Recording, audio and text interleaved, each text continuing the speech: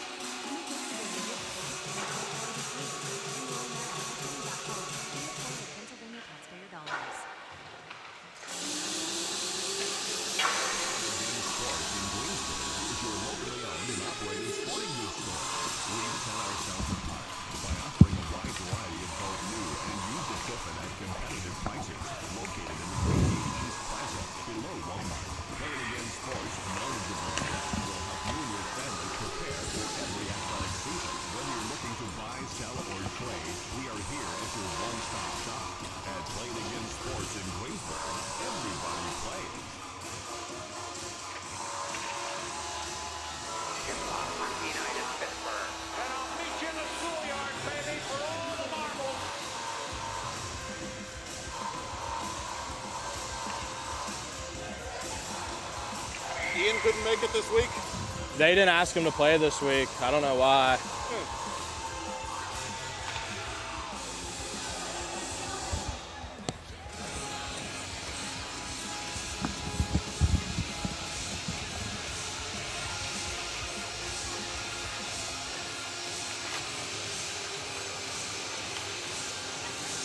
Do you have a favorite leather couch or chair that's damaged? Has your car, boat, or RV's interior seen better days? Maybe your business's furniture or your private aircraft's interior could use a little love. You're probably thinking replacement is going to be expensive. And what happens to the damaged piece after you throw it out? Does it just end up in a landfill? It doesn't have to. FiberNew specializes in the restoration of leather, plastic, and vinyl. To get an estimate, connect with us today.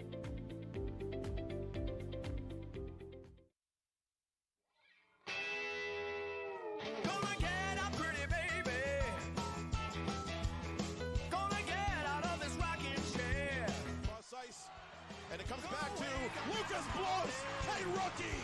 Welcome to the show, the Penguins Cup Championship Show, the Penguins Cup Playoff Show, and the Thomas Jefferson Jaguars putting on a show. Tell the boys and girls I just don't care.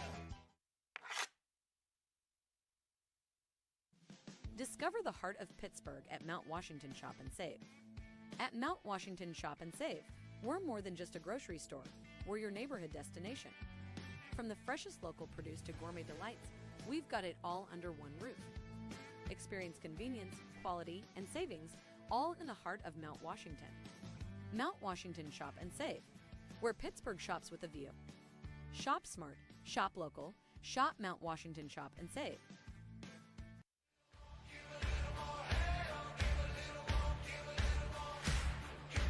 Moss, the former Penguins Cup champion with the Mars Planets, is stopped by Chad Veltri. Breakaway for LJ Mooney. Mooney to the cage. He scores! Better lucky than good, eh, LJ?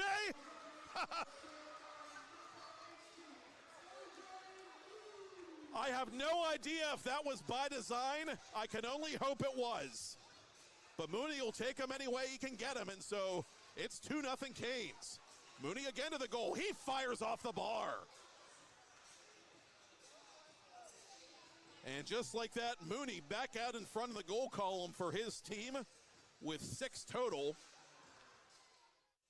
And wouldn't that have been something? Shot pass, score! Oh, that one worked. And LJ Mooney has another multi-goal game. Berardinelli on the seasoned netminder. LJ Mooney with speed down the left wing. Mooney creates space, and he goes bar down. LJ Mooney, who is draft eligible next year, has been a pleasure to watch once again.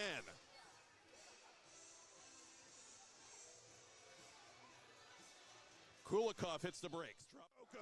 And we've got a 2-2 game. And the goaltender's got to get back in net as LJ Mooney hits the vacant net. Gordo scored 4 against 3 with Murovich pulled, and he could not return to the net in time, and so it's 3-2 in favor of Raising Cane.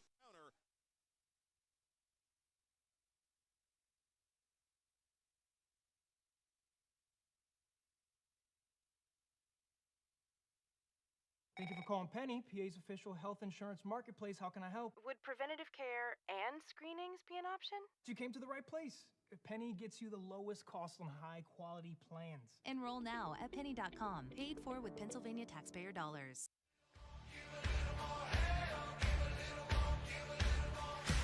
And there are no penalties in this format, but there are penalty shots in lieu of penalties and power plays with a chaser. And Logan Cooley, who got the first goal of week 1, has earned himself a penalty shot. And he is stopped by Kyle McLaughlin. I have been asked by my producer to ponder the goal of the night. I might have to ponder the save of the night because Kyle McLaughlin, for a teenager, again, the youngest player on his team, has really stood out for Team Saloon. And Justin Gibson. Gibson on the doorstep. That's denied by McLaughlin. McLaughlin, the last 3 years, 161 games played for Esmark Stars, a .230 GAA, a .909 save percentage, 73 wins, 8 ties, 22 shutouts in all competitions, including 13 just this past amateur season. Pretty good playoff goalie as well for his travel team. 8 career playoff games, 5-1, couple of shutouts, .923 save percentage. This kid's got chops. It's still just a 1 goal as Cooley is denied by the glove of McLaughlin. You stop one of the top rookies in the NHL, you better put that on your resume, young man. I hope Kyle has found representation. Let's just put it that way. As Cooley gets it back a second time, Eric Cooley on goal, save and save again by McLaughlin. The man's a menace. And they're parking the bus in front of teenage goalie Kyle McLaughlin. Pendo to the goal, toe drag maneuver, McLaughlin laying out to make that save. and he is doing everything in his power, to steal this Week 1 championship game for Team Saloon. Two-line pass to Logan Cooley. Cooley to goal. He's stopped by McLaughlin.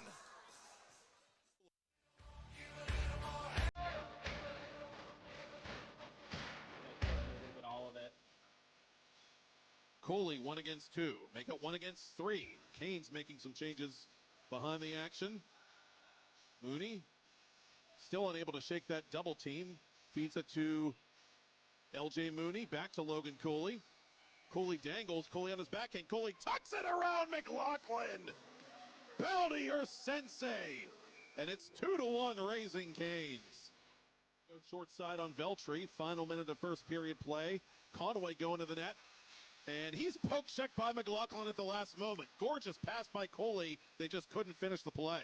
It's another great play by Kyle there. It's not easy being able to get your stick out like that when you're going one way. You know he wants to come the other. There's another one from Boyson. He double dips that chip. He's got 16, and Canes gets that goal back. Talked earlier about the chemistry that Logan and LJ have. Oh, wow. Logan Cooley. Think of the children. I mean, I literally didn't see that shot go in, Aaron. I don't know how you did. That was unbelievable. No chance for Kyle on that one.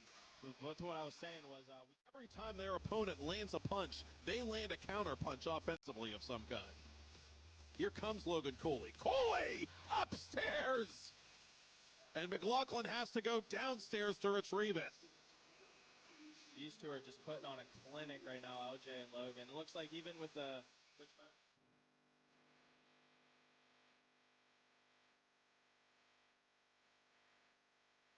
So, pretty respectable numbers considering the format, but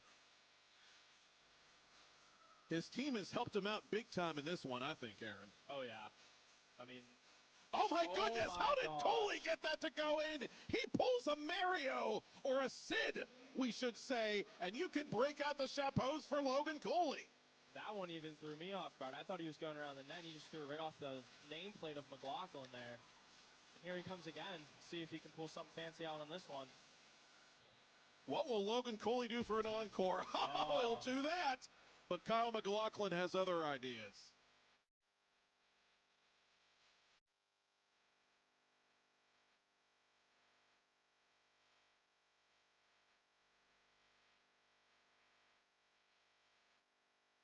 Grits. Poke check by Cooley. 3 seconds left.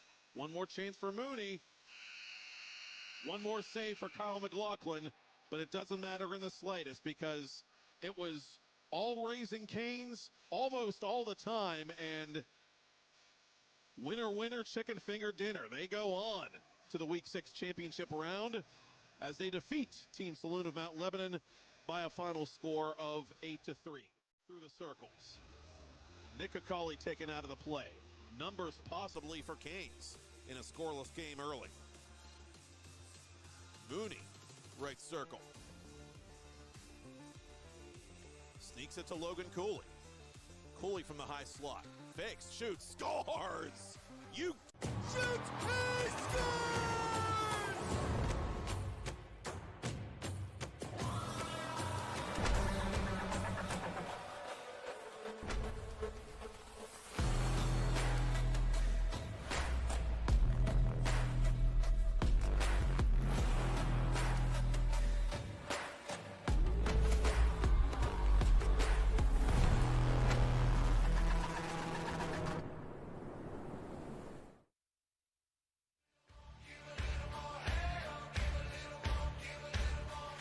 Humphreys trying to get up ahead of the defense for Team Gordos. Out to a 1-0 lead.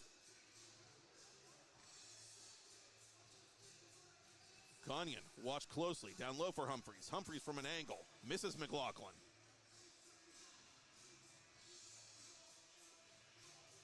Humphreys, right wing circle.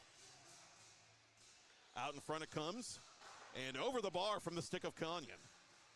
Good cycle here by Gordos. All alone is Humphreys, but he fans on the attempted shot. He gets it back, and he tucks it in anyway. It's that same move that Boyson tried in the first game that he wasn't too successful on, but Humphreys was able to get it there. He's so good, he's even failing upward. Humphreys recovers and easily taps it past McLaughlin to double the advantage for Gordo's. Christian Humphreys' 9th goal of the competition. Team Gordo's trying to eat, drink, and be merry and advance to the championship round for the second time in 3 weeks as Humphreys nuzzles that nylon for a second time. And it's 3-1 in favor of the boys in black over Team Saloon of Mount Lebanon. And a beautiful rip, for that matter, by Pelosic. That was fading away, and you can break out the chapeaus for Christian Humphreys, baby. He gets it right back just like that. And now Team Saloon will call the lone time. Oh, I'm excited for this one. We get to see Cooley versus Humphreys, you know, two of the NHL players. Well, Humphreys not quite yet, but two really good young players, and it's going to be another good one. These two teams played really well in their respective games, so hopefully we can see a lot of goals in this one. We were talking about this off the air, and I think you might be onto something. I wonder if other NHL teams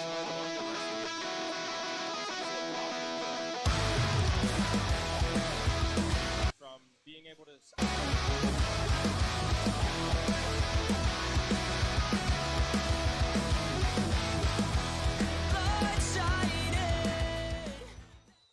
Could not. Humphreys trapped in the corner by DeMarsico. Humphreys. Edge of the left circle. Just on is Kanyan. Let's do that 3-on-3 hockey. Hello, good evening, and welcome. I'm Matt Popchuk coming back at you from the Ice Castle in Castle Shannon, Pennsylvania. The South Hills Summer Soiree continues here at the Trackside Rink. Week number 2 of the 2025 Ice Castle 3 vs. 3 Elite League on 10 Band TV. I'm Matt Popchuk, joined by, from Pitt Johnstown Men's Hockey, Aaron Norkovicus. And Aaron, it was unusual to see Team Gordo's in black, the defending champs, struggle in week 1. They dropped both games. Team Saloon in light brown comes into tonight's first game 1-1. It's not unusual, however, to see number 24 back in black for Team Gordo's Tacos and Tequila, and I'm sure they are as thrilled as we are to see Christian Humphreys back on the ice. I mean, yeah, it's Christian Humphreys is probably the best player they got right now, and Will Tomko's close behind, but I mean, when you don't have Humphreys, that's a big hole in your roster that honestly you probably just can't really fill, and it's nice for them to have him back, and I expect them to have a bounce back week here. Once upon a time, Will Tomko's head coach in high school, Rick Tingle, wanted Christian Humphreys to play varsity hockey very, very badly. It did not work out that way, unfortunately for the Indians' sake, but Humphreys has gone on to bigger and better things as he now finds himself a Colorado Avalanche farmhand and scored 16 goals and 29 points in last year's Ice Castle Elite 3 vs. 3 league.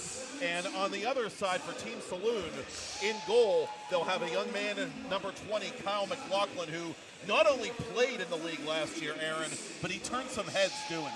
Yeah, Kyle, one of the youngest guys here, and you wouldn't have been able to tell by watching him play. I mean, only 17 or 18 years old, I believe, and he just looks so calm back there. We talked about it last year. I mean, just with some of the caliber that these teams have and these players, and it just doesn't seem to faze him at all, and everybody's just another shooter in his eyes. Team Saloon's going to need a little bit of offense by committee this week. Anthony Cerrone not scheduled to appear in the lineup for Team Saloon after a big week last week in which he registered 4 goals and 7 points in week 1. But Liam Walsh, the Team Saloon captain and erstwhile Bishop Canevin Crusader and former Division I hockey player, is in the lineup for Team Saloon. Tyler Murovich tests McLaughlin for the first time, and McLaughlin passes the test. That's one way to get yourself into a game. Take a shot right off the face. Murovich with a big week for Gordo's last week as Tanner Pelosic finds metal but not mesh. He had Mason Murovich, the Team Gordo's netminder, in the prone position, but couldn't elevate that puck to the right spot. Meanwhile, McLaughlin makes another stop. Walsh, most recently in the uniform of the Savannah Ghost Pirates of the East Coast League, still playing professionally. Starting to see Team Saloon here slow it down. We saw both teams exchanging a few chances early. Alex Gritz on his off wing, cross ice, trying to feed Johnny McDonald, the former Cannon McMillan standout. On the blue line once again in week 2 for Team Saloon. Evan Conyon takes the 2-line pass, has Tomko cutting to the net. Those two play pitch and catch.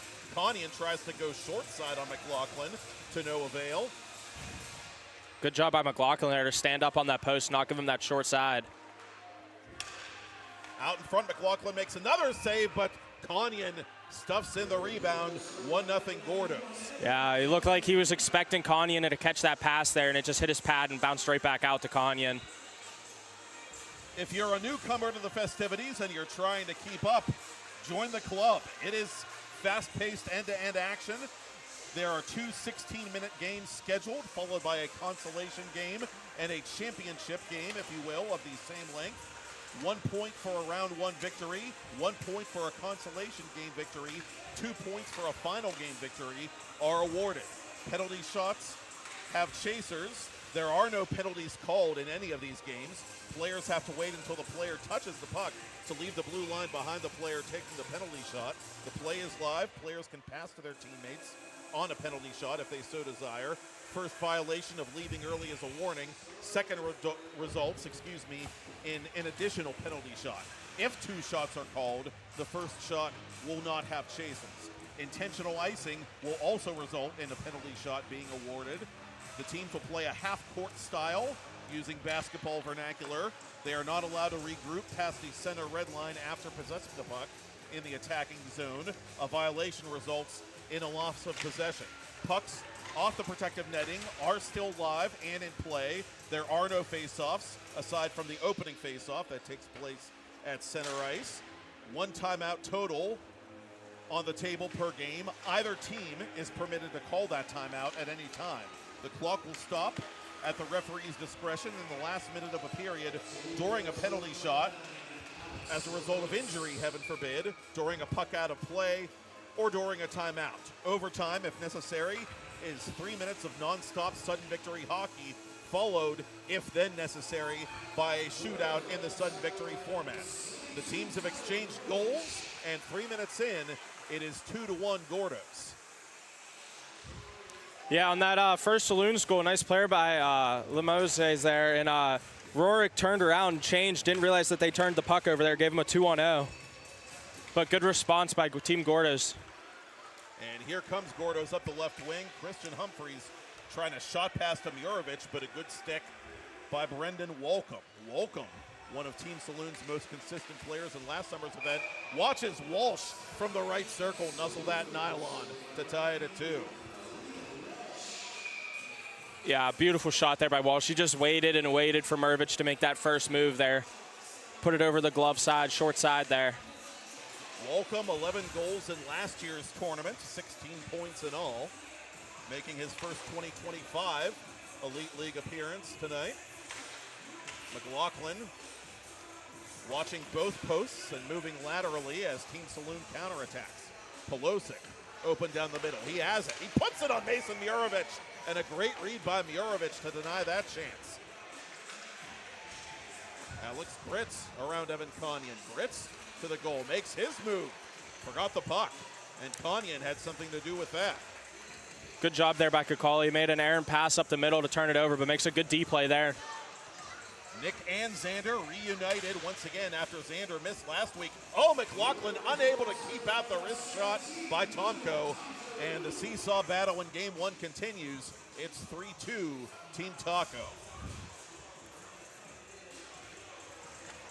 Limogis. Burial. Make it 3-3, just like that. No, that's Nick Cyprian, I beg your pardon. 3, not to be confused with 9. Quite a different game than we saw last week. Kind of saw one team running away with it, but back and forth here is McLaughlin with 2 unbelievable saves there to keep this game tied. Cyprian was last week's co-leader among all skaters, one of several players to end week 1 with 4 goals. Colby Saganuk at the other end trying to set up Limogis. That pass interrupted. And coming the other way, Devin Rorik, the former Upper St. Clair Panther. He shoots on McLaughlin. And McLaughlin, the S-Mark star standout, makes the save. Going back to Cyprian, he was one of those players that in week 1 really impressed. He's a player that I wasn't familiar with going into that week, but he was definitely a standout. Probably one of the fastest players on the ice, and he's definitely dominant and made sure everyone knew who he was after week 1. A future impact player for the Chatham Division III men's Cougars team, perhaps. He'll be playing there beginning this fall. Wraparound pass intended for Saganuk. Saganuk was being harassed by Rorick and couldn't handle it. Limoges, right wing circle, dispossessed by Xander Kakali. And a wrist shot by Limoges, misses the target. Xander playing for the Coventry Blaze, one of England's top professional teams recently, and we talked with him last year about that experience. And England professional hockey is like what college hockey is over here. These intimate barns where people are right on top of the action. Actually a pretty neat atmosphere as Murovich completes the easy tap in.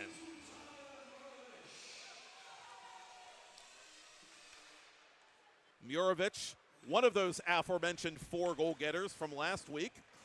He puts Team Gordo's ahead 4-3 late in period 1.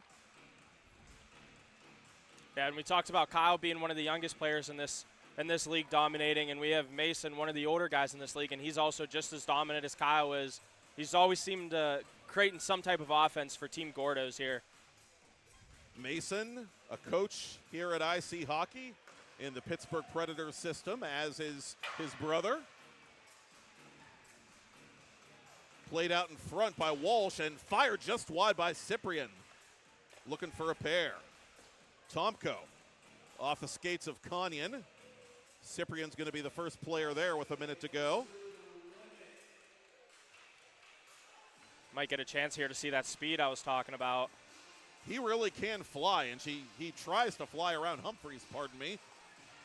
His centering pass is intercepted by Xander Kakali. Kakali's lead pass finds Christian Humphreys. Humphreys hits the brakes. Thought about going back to Kakali, instead try to hit Tomko at the side of the net, but Tomko was too well covered. Tomko works it around to Humphreys again. Humphreys finds metal, but not mesh with half a minute to play. Quick release there by Humphreys. Looked like it caught Kyle a little bit off guard. And another what nice a save there by McLaughlin on Tomko. May have given up 4 in this first period, but he's made some big saves. This guy Gordo's could easily have like 6 or 7 already. What do we tell you? He's a battler, and he's proving more and more the adage that age is just a number every time we see him play in this event. 5 seconds left. One more chance maybe for Humphreys. Turnaround try, but that's broken up by McDonald at the buzzer. Team Gordo's Tacos and Tequila 4, Team Saloon of Mount Lebanon 3.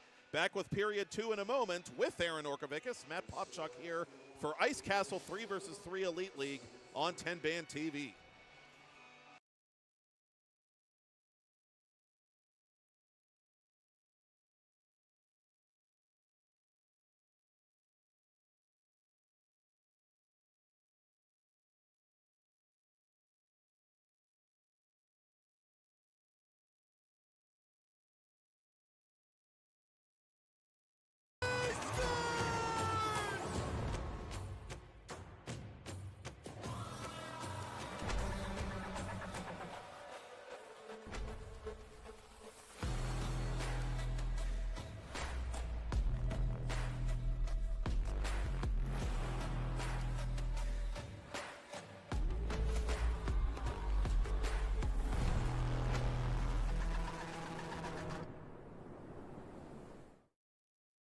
Thank you for calling.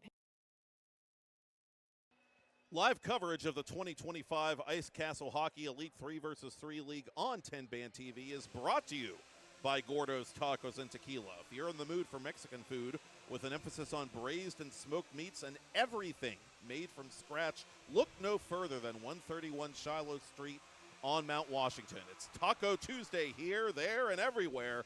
And at Gordo's, all tacos are $2 off from noon until midnight every Tuesday, right now until midnight.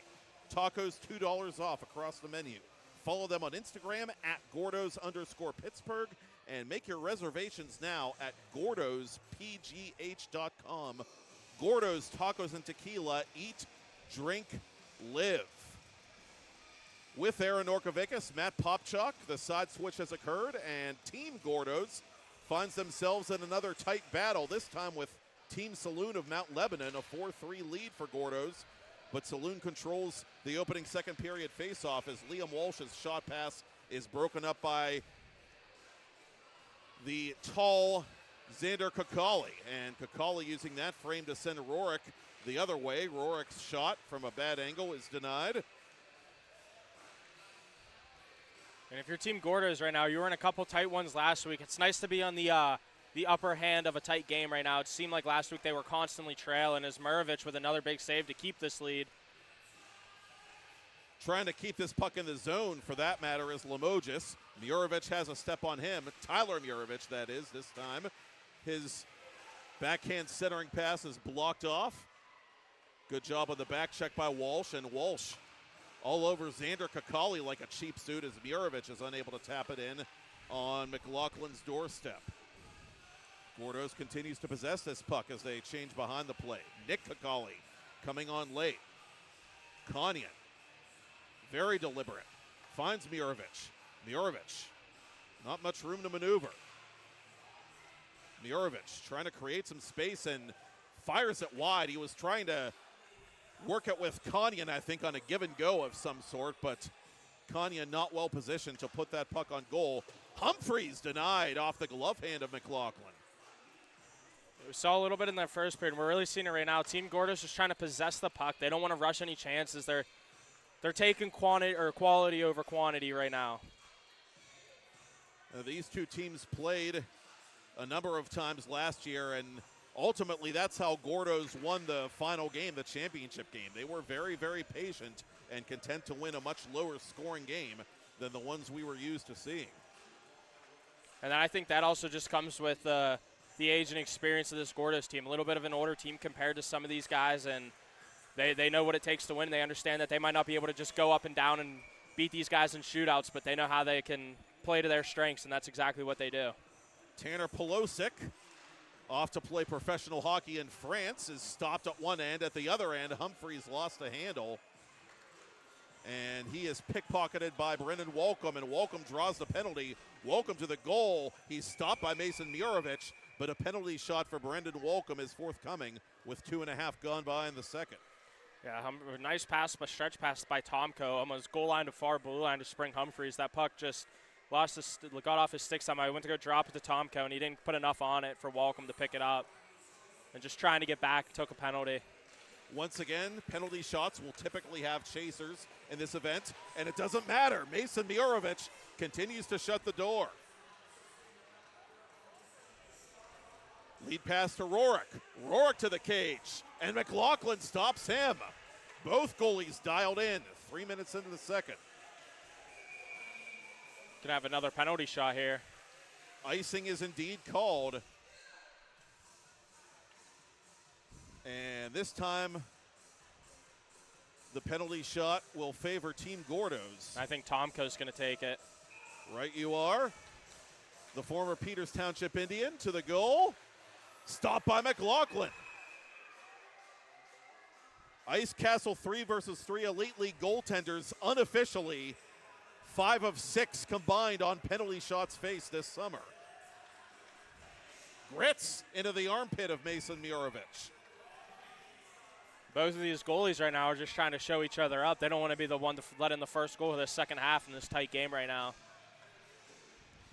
Tomko across the attacking line again. Tries to make a little fake maneuver around Cyprian. Cyprian, stayed with him. Xander Kakali sets up Tomko. Tomko to the goal, and that pass is for naught.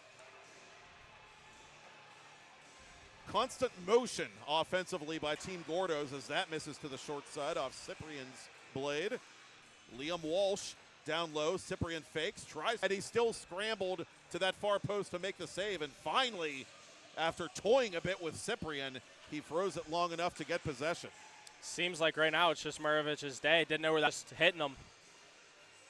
Limoges from the circle, and he just misses that top corner. Still a 4-3 game. Still looking for our first second period goal on either side. I don't know. That. There we got one. Johnny Mack ties it at 4 for Team Saloon. That Limoges shot there, I don't know if that hit the post or if it caught his butt end there, but doesn't matter as we get its game all tied up. Xander Kakali, that shot is blocked. Lead pass to Walsh. Walsh tries to go to the far post, that missed. Kakali unable to clear. Now it will sneak up the near boards. Quick zone entry by Team Saloon, looking for a go-ahead goal late here in game 1. Out in front, Fandon. That puck bounced right to Limoges, and he was all alone but couldn't settle it down. Bounced straight to him and right over him. That hit a piece of McLaughlin's equipment. Humphreys gets it back.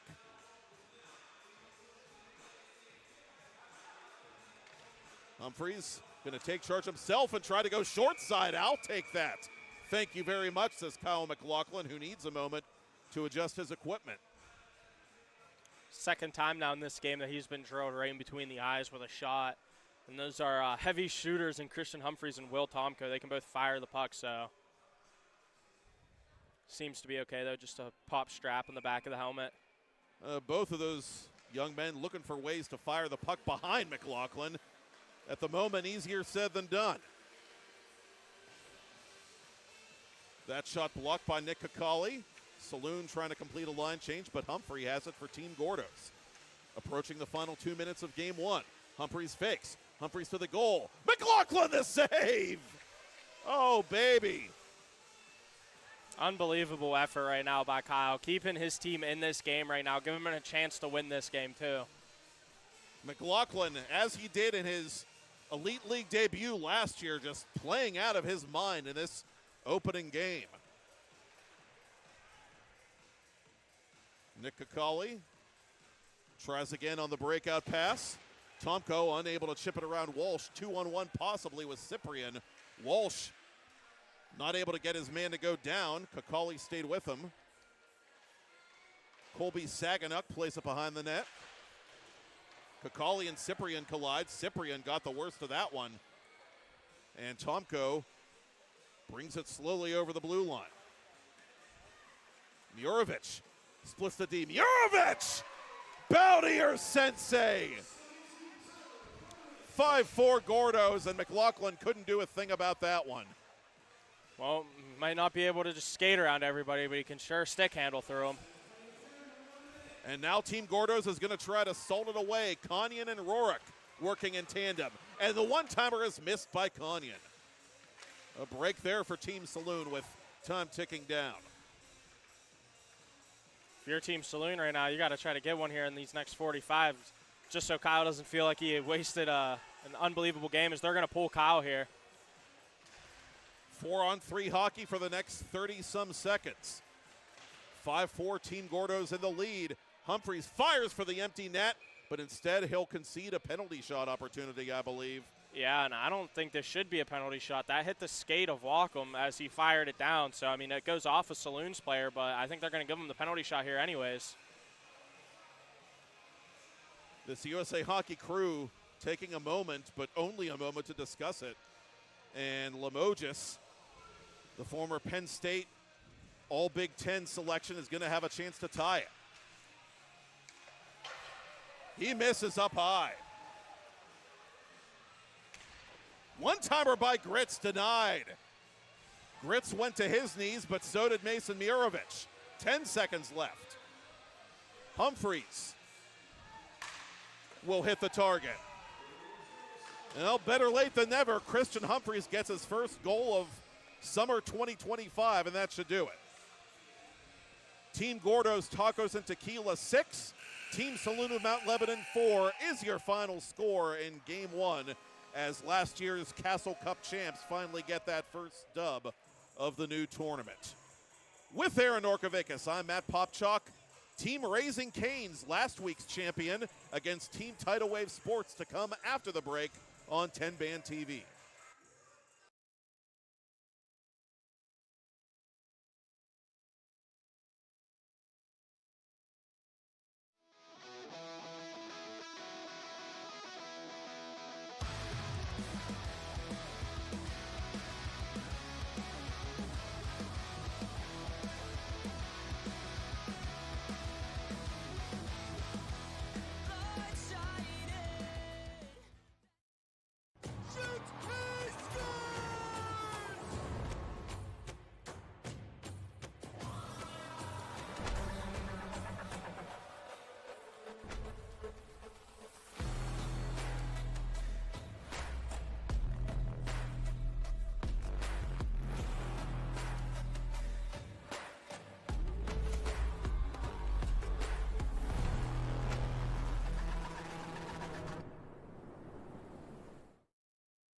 Thank you for calling Penny, PA's health insurance marketplace. How can I help you? I need help paying my health insurance premiums. You came to the right place.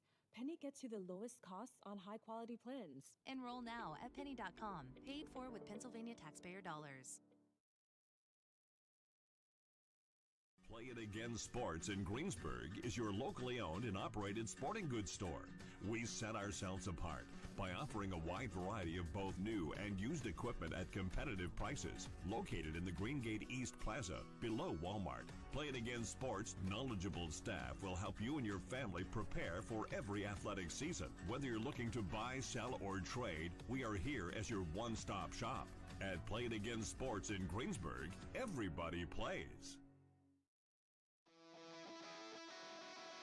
It's a hockey night in Pittsburgh. And I'll meet you in the schoolyard, baby, for all the marbles.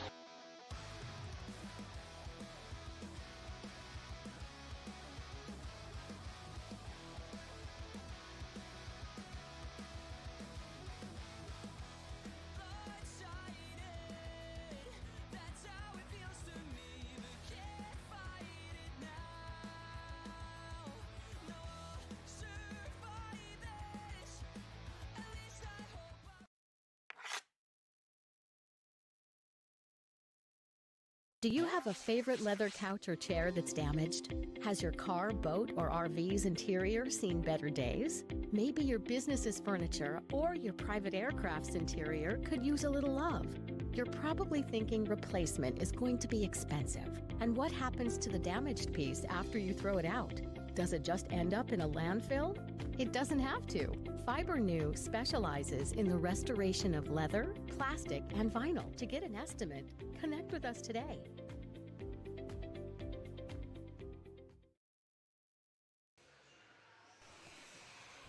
Matt Popchuk back here at the Ice Castle in Castle Shannon with Aaron Norkovicus. Game 2 between Raising Canes in white and Tidal Wave Sports in orange is underway as week 2 of the Ice Castle 3 versus 3 Elite League continues.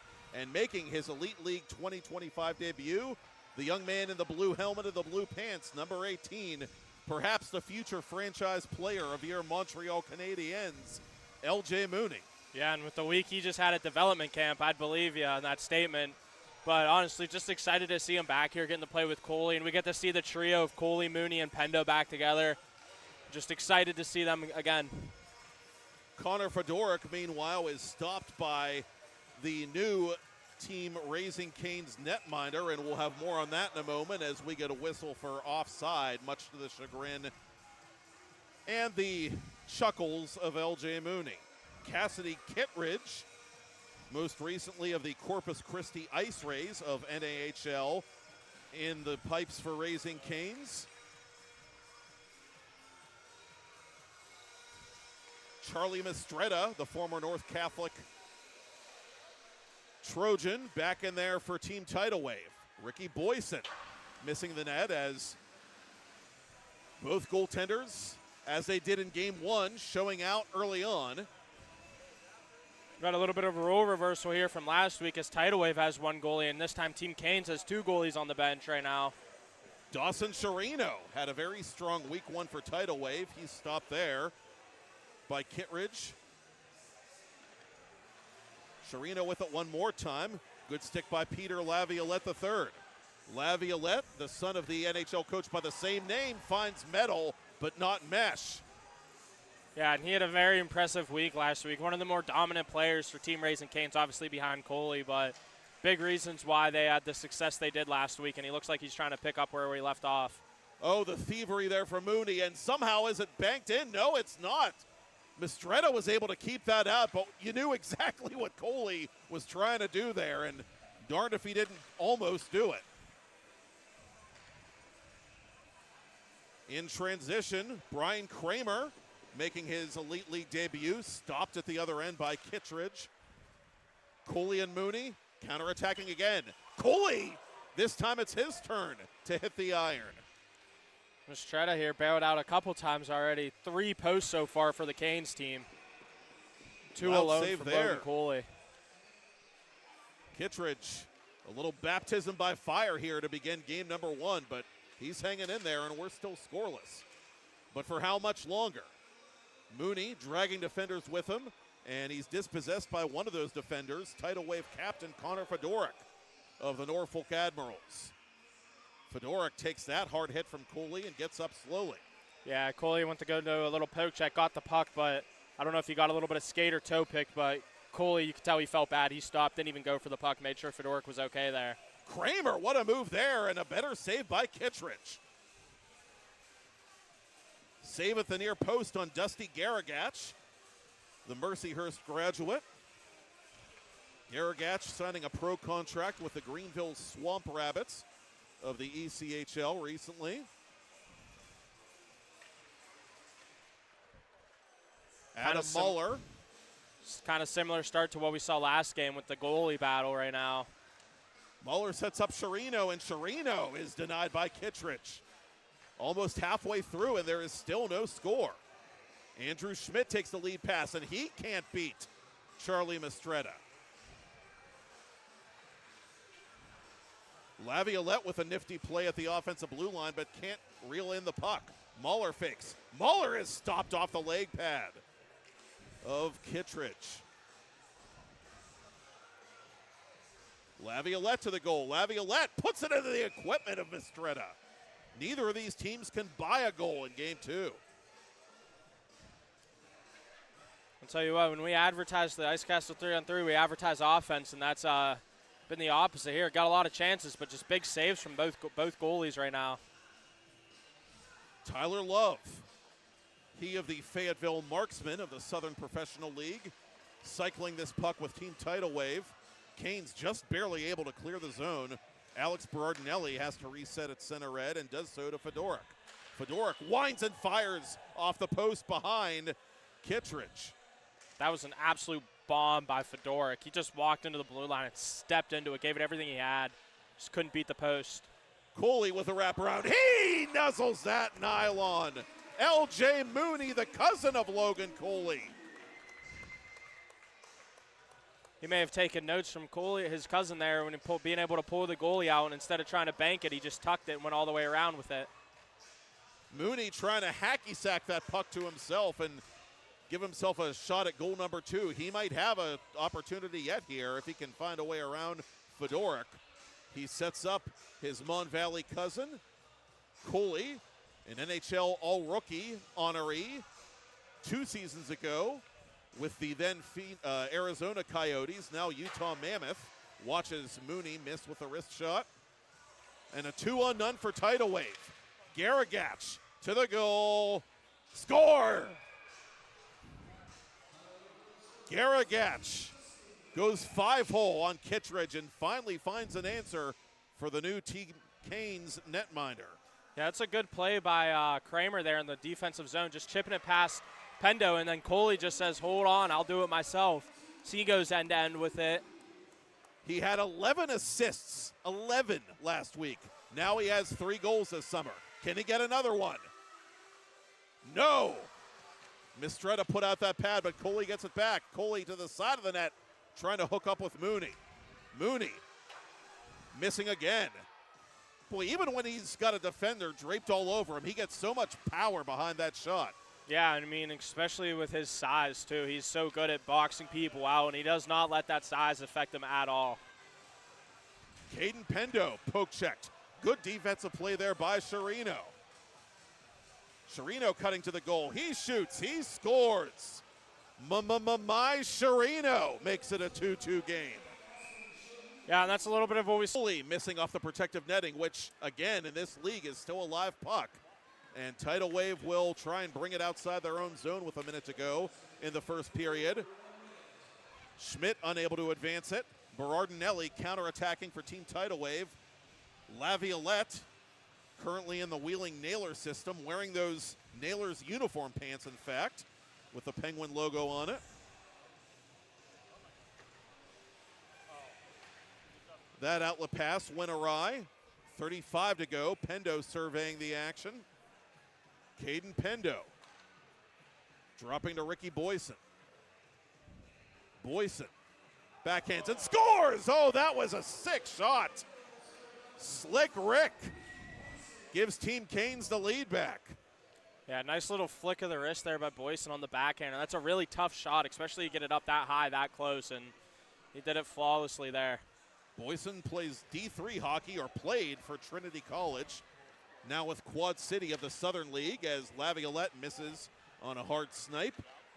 8 seconds left. Mooney shoots, denied by Mistretta. Charlie Mistretta holding his own, but the first period ends with Team Raising Cane's, the Week 1 champ, leading Team Tidal Wave Sports 3-2 with Aaron Norkovicus, Matt Popchuk, and we'll have more to come here in the South Hills after this.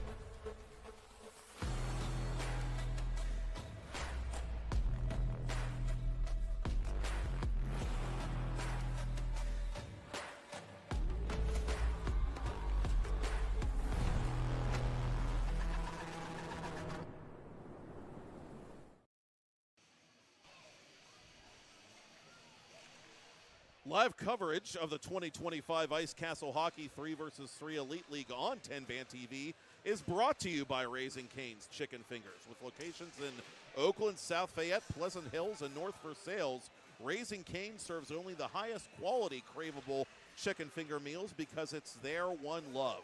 The crew makes it happen, the culture makes it unique, and you, the community, make it all worthwhile. Raising Cane's Chicken Fingers supports over 30,000 community organizations specializing in business education, pet care, self-care, and more. Visit RaisingCanes.com to order online, get gift cards, and even buy merch. Follow them at Raising Canes. Are we at Canes yet?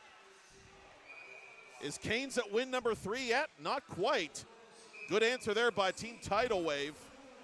Captain Connor Fedorek going 5-hole on Kittredge to make it a 1-goal game after Canes had initially made it 4-2. Yeah, while you're sitting there talking about Raising Cane's, team captain comes in and gives them a 2-goal lead, but that was quickly erased. Shot went off of Pendo, and another one. Went off of Pendo. That's Dusty Garagach. 2 goals for Pendo this shift, just for the wrong team. Garagach is going to double dip that chip, and so the former Montour defenseman makes it a 4-4 contest. A minute 10 into period 2. A Team Tidal Wave didn't really find that spark until the end of last year's event. This year it's very different. They've been in every game, and they've had a lot of answers for this very talented Raising Cane's squad. Yeah, something I noticed last week, and even in that first game, I mean, it seemed like last year the league was ran by Team Canes or Team Gordo. It seemed like nobody was able to knock them off, but we've seen earlier in this year that Team Saloon and Team Tidal Wave have added some players that are going to be super helpful for them in being able to beat these teams. Logan Cooley doing everything he can to beat the double team of Mahler and Love, and he does get a shot off, but it's stopped eventually by Mistretta. Pendo thought about teeing up a Michigan there, but now he just tries to go short side. Mistretta was ready for that as well. Sherino coming back the other way for Tidal Wave, trying to outmaneuver Boyson. Boyson stayed with him, and now Team Canes has room to maneuver. Laviolette misses to the far post. Long rebound. Boyson has to go fetch.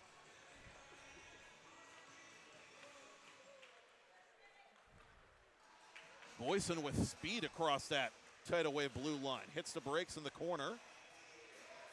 And unable to locate it on time is Schmidt. Coming the other way, Garagach. Garagach stopped. The former Laker on hat trick watch, as Laviolette brings it toward goal and cannot beat Mistretta. He tried to just power that puck past him. Meanwhile, at the other end, Berardinelli to goal. Berardinelli stopped. Kittredge trying to hang in there 3 minutes into period 2. And Team Raising Canes, they seem like they're controlling the play, but they're giving up a lot of breakaways as they're playing super aggressive in the O-zone. And Team Tidal Wave's taking advantage of that. They're sending guys flying. Mooney inside the left circle. Mooney trying to use the screen and did, but couldn't find the 4x6. Yeah, he had the high glove to shoot at there, but that's a nice stick by Garagach. Maybe a little too much power on that shot. Garagach guarded by Logan Cooley this time. And Cooley has this puck for Canes. To Mooney. Mooney off the bar. Where is it? Is it in? That puck was airborne. And somehow it stayed out and stayed in front of the goaltender, Mistretta. Yeah, Cooley had his hands up, thought maybe it would hit him in the back, but good defensive play there by Walcom and Garagach to smack that puck, or Kramer, my bad. 4 minutes down, 4 minutes to go, 4-4 the score. Mahler. And this time catching a piece of the pipe is Brian Kramer. Mooney past center. Trying to slow things down a bit for Team Raising Canes. Near side to Cooley. Cooley gets around Tyler Love. Cooley out in front. That pass broken up by Love. Pendo has to reset the play. Pendo re-enters the offensive zone, leaves it for LJ Mooney. Mooney around a man. Mooney trying to build up some momentum here. Nice screen there by Cooley. Mooney trying to feed Cooley as that puck ping-ponged off a couple of skates. Kramer almost turned it over to Mooney behind the net, but eventually it's gotten back to center from Mahler. Chirino hops on, and he has this puck for Tidal Wave. To Mahler, in front it comes. Oh, what a save there at the near post by Cassidy Kittredge. Yeah, unbelievable save there to keep this game tied. Gives Team Canes a chance to win it now. Schmidt out in front to Laviolette. Laviolette to the goal. And keeping it out was Mistretta. Side of the net. Sequence. He does it all. Could get us some more popcorn if he wanted to, I'm sure. Both goaltenders really doing everything they can to get the Game 2 W. And Game 2 is yet to be decided with 2 minutes left. Laviolette off the mask of Mistretta. Looks like the shooters got it out for the goalies today. Laviolette again. To Mooney.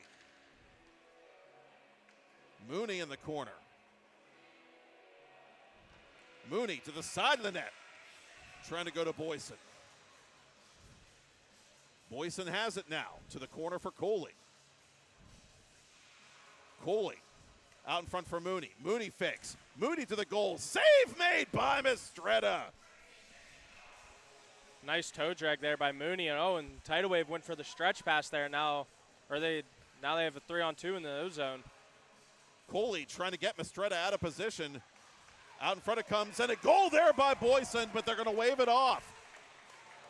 And I think Canes has a legitimate argument that this goal should count. I think that puck was headed in, and Mistretta knocked the net off the moorings, not deliberately, but in the action of making the save. And I think, personally, that this goal should still stand. Yeah, I agree. That puck was definitely going in the net, but we've seen a few times now, even in the game before, that net has came off its moorings, so I don't know if they need to get some water down there, but that net seems to be coming off. LJ Mooney seems as incredulous as we are, or at least he did a moment ago as play was resuming. Now he has this puck. Let's see if Canes can get some atonement here. Cooley to Mooney. Mooney stopped by Mistretta at the near post. And if you're Team Tidal Wave, those are the two that you probably don't want to see a little upset. They're just going to turn it on now. Kittredge had no idea where that rebound was. Mooney, now the danger has been averted. Has it inside the attacking zone. Mooney, oh, what a move there. Backhand try, save made. Berardinelli with the rebound, half a minute to go. Tidal Wave making a quick change. Berardinelli to goal. Stick save made, and the rebound fanned on by Kramer. 15 seconds left. They're looking for Cooley. Team Tidal Wave knows it. Cooley unable to accept that pass. 10 seconds left. Garagach has 2 goals already. Can he net a third? Defers to Mahler. Mahler stopped. The rebound has settled down, and we will go to the sudden victory period in game 2. Yeah, and that shot by Mahler there wasn't stopped very securely, as that just hit the top of his blocker and just stayed out. Hockey is the ultimate long-haul sport. Wear and tear are inevitable over the long haul, especially when it comes to wear and tear on your home or office furniture. FiberNew is a mobile service that specializes in the repair, restoration, and renewal of leather, plastic, vinyl, fabric, and upholstery.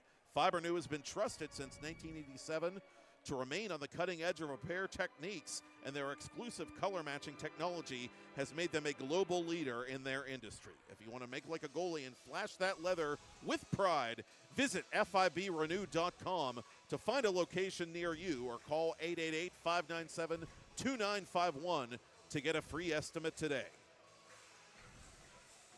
Matt Popchuk with Aaron Norkovicus. Overtime in game 2 of week 2 in the Ice Castle Elite 3 vs. 3 League here on 10 Band TV. Raising Canes, the week 1 champs,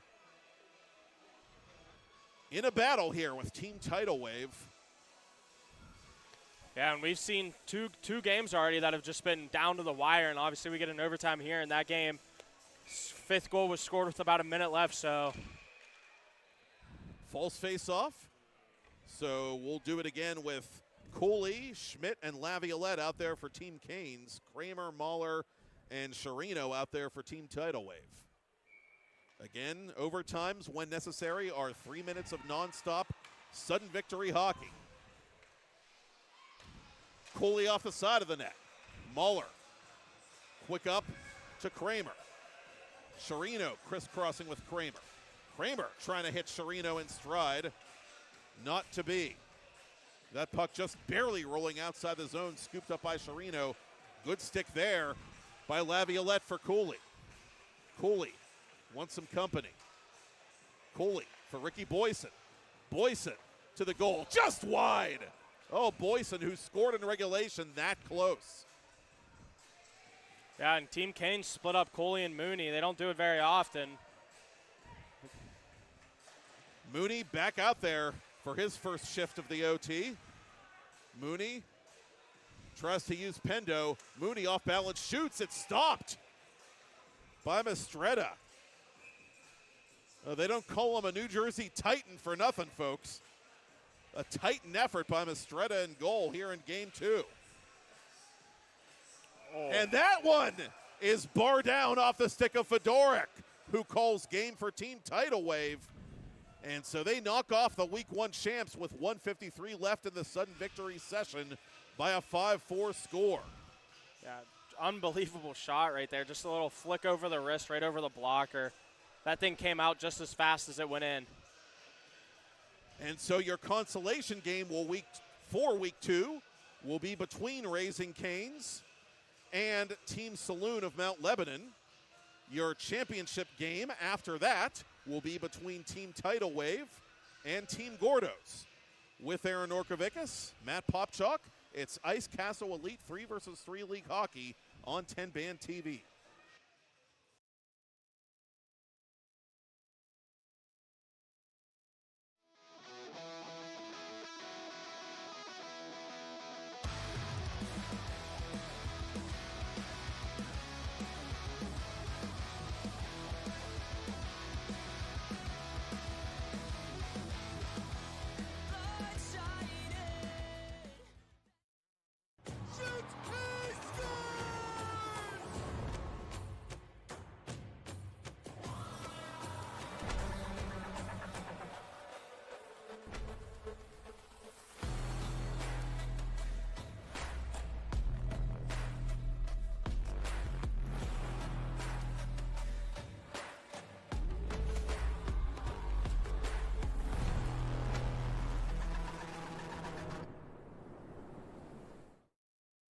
Thank you for calling Penny, PA's health insurance marketplace. How can I help you? I need help paying my health insurance premiums. You came to the right place.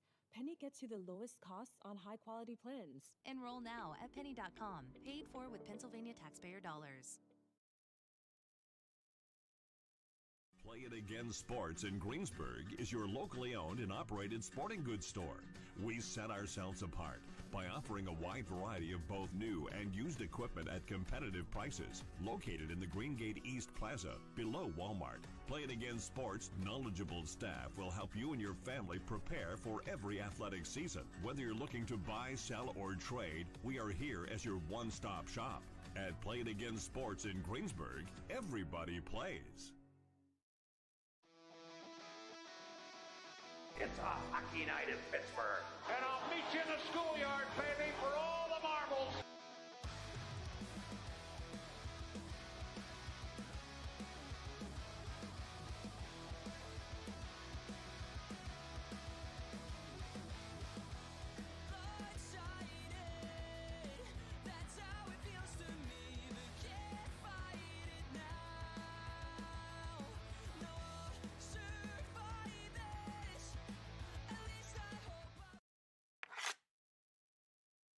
Save, but Conyon stuffs in the rebound. 1-0 Gordos. Yeah, it looked like he was expecting Conyon to catch that pass there, and it just hit his pad and bounced right back out to Conyon. Either team is permitted to call that timeout at any time. The clock will stop at the referee's discretion in the last minute of a period during a penalty shot. Overtime, if necessary, is 3 minutes of non-stop sudden victory hockey, followed, if then necessary, by a shootout in the sudden victory format. Welcome. One of Team Saloon's most consistent players in last summer's event watches Walsh from the right circle nuzzle that nylon to tie it at 2.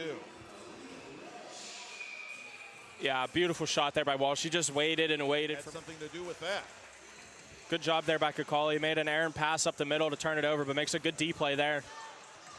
Nick and Xander reunited once again after Xander missed last week. Oh, McLaughlin unable to keep out the wrist shot by Tomko.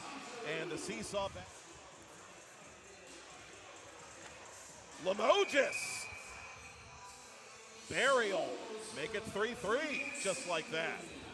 No, that's Nick Cyprian. These intimate barns where people are right on top of the action. Actually, a pretty neat atmosphere as Murovich completes the easy tap-in. Still looking for our first second period goal on either side. I don't know. That. There we it got is. one. Johnny Mack ties it at 4 for Team Saloon. Humphreys going to take charge himself and try to go short side. I'll take that. Thank you very much, says Kyle McLaughlin, who needs a moment to adjust his equipment. Murovich splits the D. Murovich! Bow to your sensei! 5-4 Gordos, and McLaughlin couldn't do a thing about it. Humphreys will hit the target.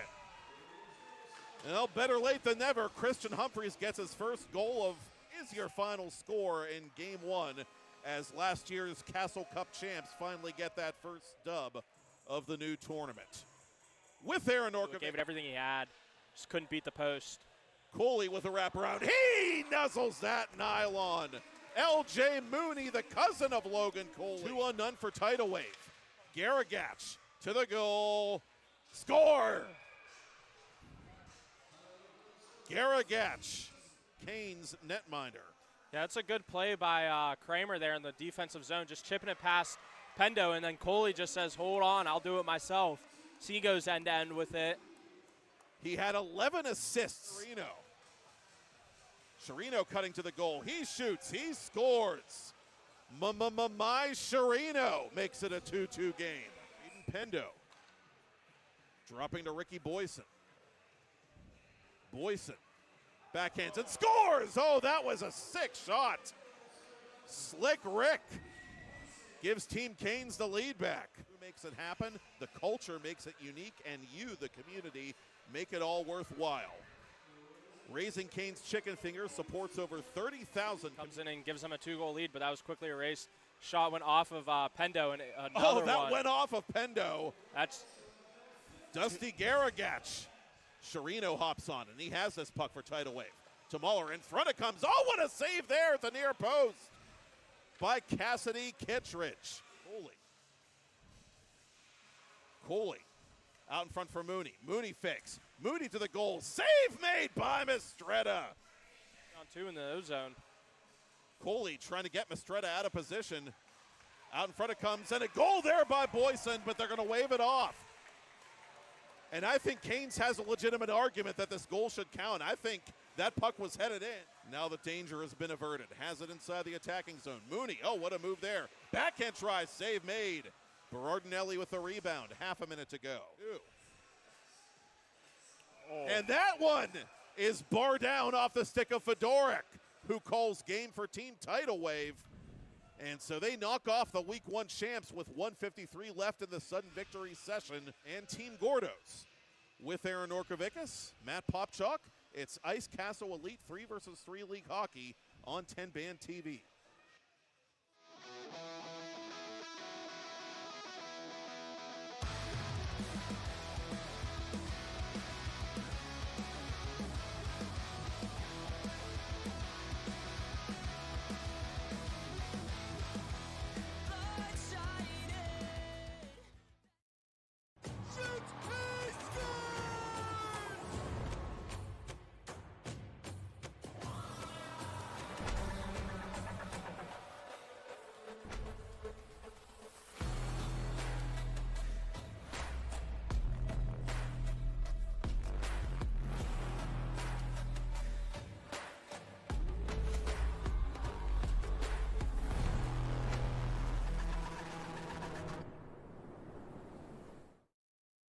Thank you for calling Penny, PA's health insurance marketplace. How can I help you? I need help paying my health insurance premiums. You came to the right place. Penny gets you the lowest costs on high-quality plans. Enroll now at penny.com. Paid for with Pennsylvania taxpayer dollars. Play It Again Sports in Greensburg is your locally owned and operated sporting goods store. We set ourselves apart by offering a wide variety of both new and used equipment at competitive prices. Located in the Greengate East Plaza, below Walmart. Play It Again Sports' knowledgeable staff will help you and your family prepare for every athletic season. Whether you're looking to buy, sell, or trade, we are here as your one-stop shop. At Play It Again Sports in Greensburg, everybody plays.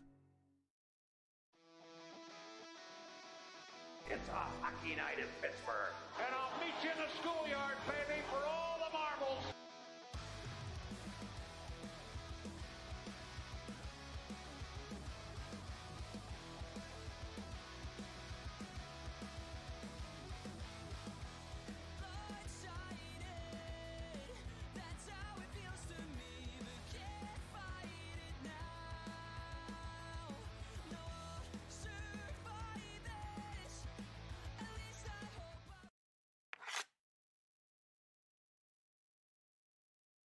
Do you have a favorite leather couch or chair that's damaged? Has your car, boat, or RV's interior seen better days? Maybe your business's furniture or your private aircraft's interior could use a little love. You're probably thinking replacement is going to be expensive. And what happens to the damaged piece after you throw it out? Does it just end up in a landfill? It doesn't have to. FiberNew specializes in the restoration of leather, plastic, and vinyl. To get an estimate, connect with us today.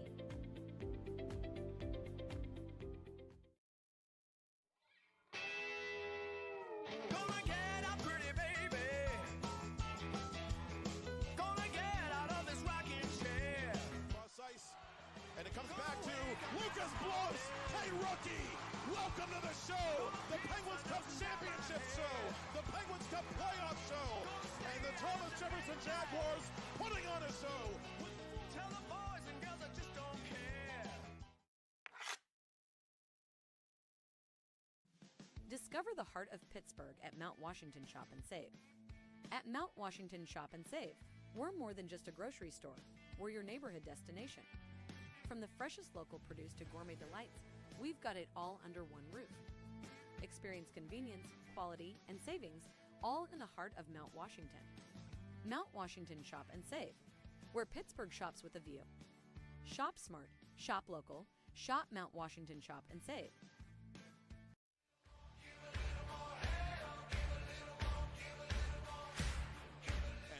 The former Penguins Cup champion with the Mars Planets is stopped by Chad Veltri. Breakaway for LJ Mooney. Mooney to the cage. He scores! Better lucky than good, eh, LJ?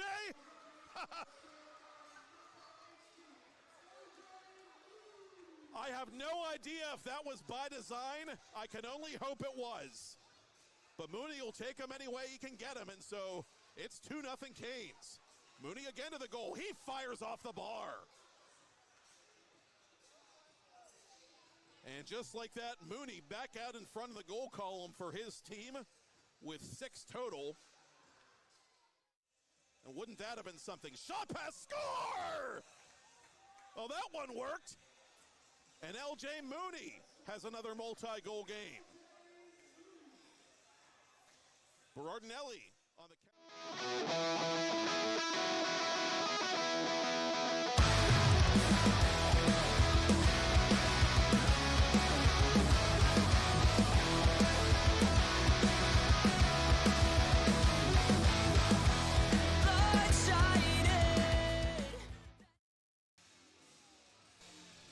The ice cut has been completed, and we are about to get set for this Consolation Week 2 game in the Ice Castle Elite 3 vs. 3 Hockey League. Raising Canes stays in their white uniforms, and they stay on the visitors' bench. Now occupying the home bench, Team Saloon of Mount Lebanon in light yellow or light brown, as it were. Team Tidal Wave Sports upsetting Week 1 champion Raising Canes 5-4 in overtime of game number 2. Team Saloon losing a tight one to Team Gordo's Tacos and Tequila 6-4 in game number 1. Yeah, I'm expecting Team Canes to come out of the gate here. I mean, obviously this is a team that does not like losing in this, and whenever they lose, they seem to just bounce back even harder. So I'm expecting them to have a fast start here, kind of try to put Saloon back on their heels a little bit and see if they can crack Kyle early. L.J. Mooney held to just the one goal, the first goal of the second game in his 3 vs. 3 Elite League debut game for 2025, and I know that's festering in the back of his mind, I'm sure. He'll get a chance to test Kyle McLaughlin, another goaltender who, like Charlie Mastretta of Team Tidal Wave Sports, has been playing out of his mind tonight. I don't see how many more answers McLaughlin has for this talented squad. Saloon wins the opening face-off of the Consolation game. Alex Gritz moving this puck right to left on your TV, computer, or mobile device. Johnny McDonald overskates. Peter Laviolette counterattacking for Team Canes. Laviolette on the off wing cannot beat McLaughlin, who squeezes the pillows just in time. Kitteridge is playing in this game for the Team Canes, so he's got big shoes to fill in with some of the goaltending performances we've seen so far today. Near side it comes to Cooley. Cooley to the cage. Fan on the attempted shot. Has Mooney going to the net. Instead he'll try and elevate it himself, but puts it too high off the protective netting. Mooney on the rebound. Mooney trying to elude McDonald. That's poked aside by McLaughlin. Mooney gets it back. Mooney has Laviolette open in front. Laviolette stopped by McLaughlin. Nice save there by Kyle. That shot came in fast. Cooley slips it to Mooney. Mooney, poke check by McDonald to the boards. Mooney calmly regains possession. Cooley fakes the one-time shot. Now feeds Mooney. Mooney to the goal. Mooney tries to tuck it in and does. Those two putting on their own little clinic. And business may indeed pick up a bit in this second game if that first goal is any indication. And we saw the playmaking abilities from Cooley last week, putting up 11 assists. 2 goals in the first game, no assists, but he gets his first one there. Walsh trying a shot pass to Nick Cyprian, who had a goal in game 1 for Team Saloon in the losing effort. Cyprian with 5 in all through 2 weeks this summer. Tanner Pelosic up to Cyprian. Cyprian flying to the goal, goes to Liam Walsh. Walsh out of position, but resets to Pelosic. Pelosic to Walsh. Walsh in front, easy peasy for Nick Cyprian. Make it 6 for Cyprian, 2 tonight. Yes, Cyprian, not the biggest guy out there, but he always knows where to be, and he has so much skill. Speak of the devil may be about to come calling, but Boyson strips him of the puck, and Cyprian almost went careening into the boards behind goaltender Kittredge.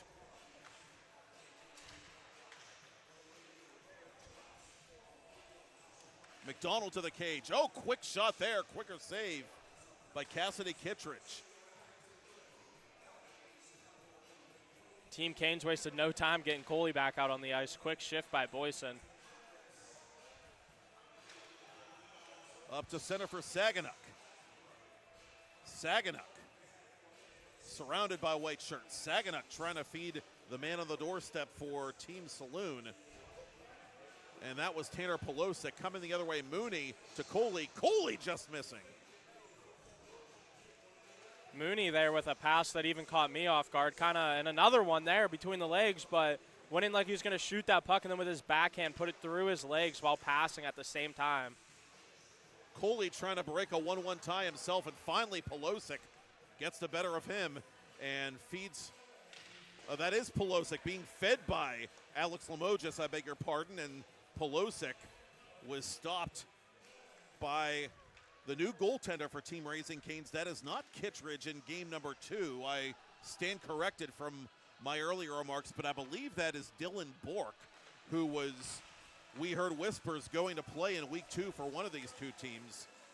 We'll try and confirm his identity in just a moment, as at the other end, McLaughlin, his counterpart, makes a save there on Mooney in tight. Brendan Walcom to the near corner for Limoges. Limoges for Walsh, who misses on the one-timer. There was room up there for Walsh, just missed the net. Lead pass to Cooley, but he's offside. There's 2 breakaways now in this period that have been called back for offsides for Cooley. Halfway home, it's 1-1.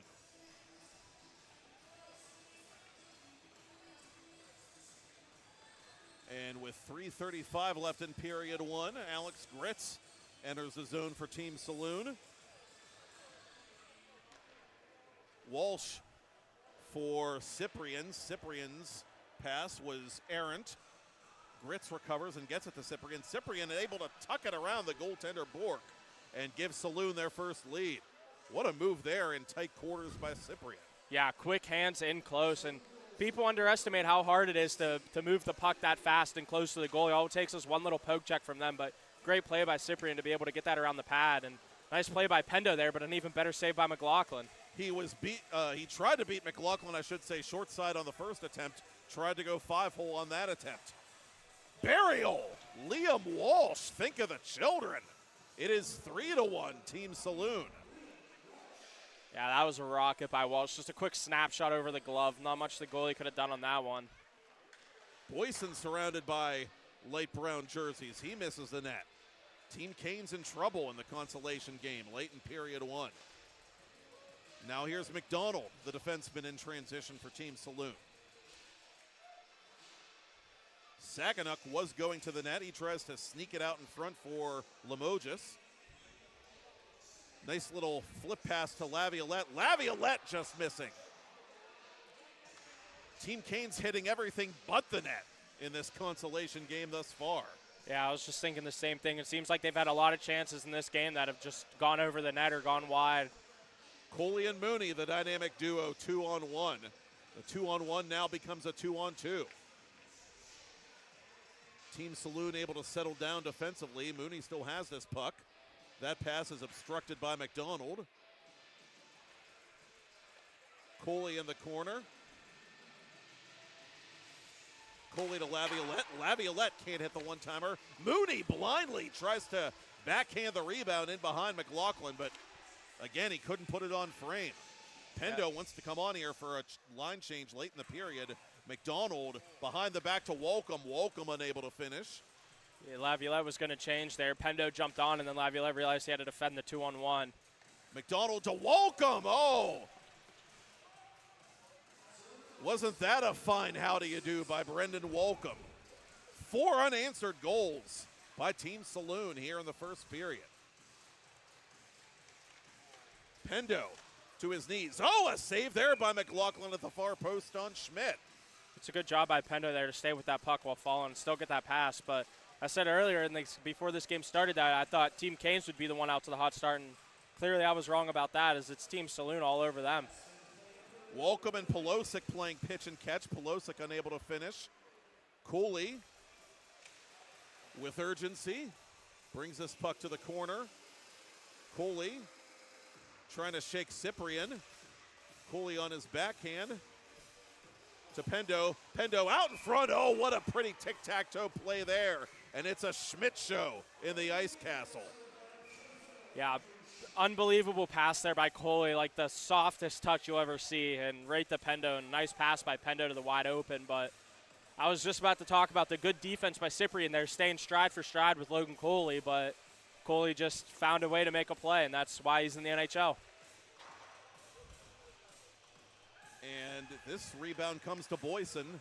Boyson tried to outlet it for Pendo. It's picked off by Pelosic. Pelosic has Walcom going to the net, fires it himself and misses. 8 seconds left. Cyprian gets to this puck first. 3 seconds. He's got to hurry and shoot. 1 second left. He scores to beat the buzzer. Thank you, sir. May I have another? Nick Cyprian makes it 5-2 Team Saloon over Team Raising Canes after one period of this Consolation Week 2 game. With Aaron Norkovicus, Matt Popchak, more to come from Castle Shannon after this.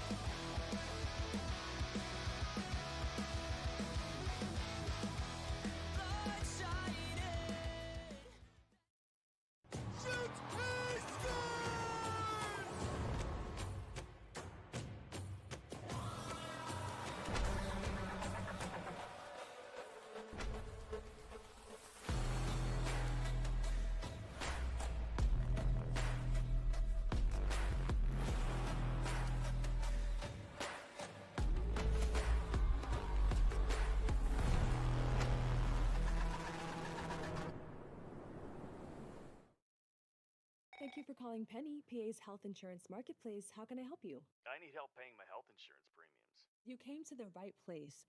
Penny gets you the lowest costs on high-quality plans. The Mount Washington Shop and Save is a proud sponsor of Ice Castle 3 vs 3 Elite League Hockey on 10-Band TV. Check out the ad on your screen during any of our broadcasts for the latest and greatest deals on everything the Mount Washington Shop and Save has to offer. Whatever you need, store managers Jim and Michelle Kazarowski will make sure you find it at the Mount Washington Shop and Save. And special thanks to the Kazarowskis for their continued support of hockey coverage, including the Ice Castle Elite 3 vs 3 League for another summer on 10-Band TV. Matt Popchak and Aaron Norkovicus here for period 2 of the Week 2 consolation game. Team Saloon trying to send Team Raising Canes to unlikely back-to-back losses after Raising Canes won the Week 1 crown last Tuesday night. Saloon with a 5-2 lead to begin period 2. Liam Walsh settles this one down between the circles, goes over to McDonald. Cassidy Kittredge, we were able to confirm is the Game 2 goaltender for Team Raising Canes as Kittredge watches that shot by Gritz go by.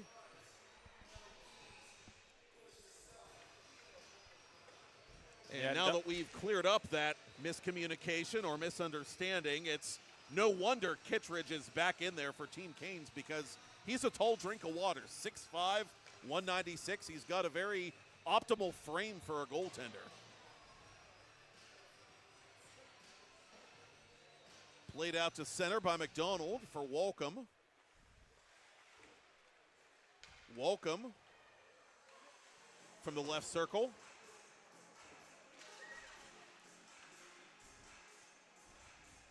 Yeah, I mean, I knew he was a tall goalie. I didn't know he was 6'5". Nice play there. Oh, what a goal there. Schmidt putting on the Ritz all of a sudden, trying to will Team Canes back into this thing with 6 minutes left. He has their last 2 goals. The former Wisconsin D3 product. Another that one went off right the off mask the of ear. Kittredge. I think that was his ear. You nailed it. Boyson with speed. Boyson to the goal. He just misses. Floating puck. Pendo couldn't control it.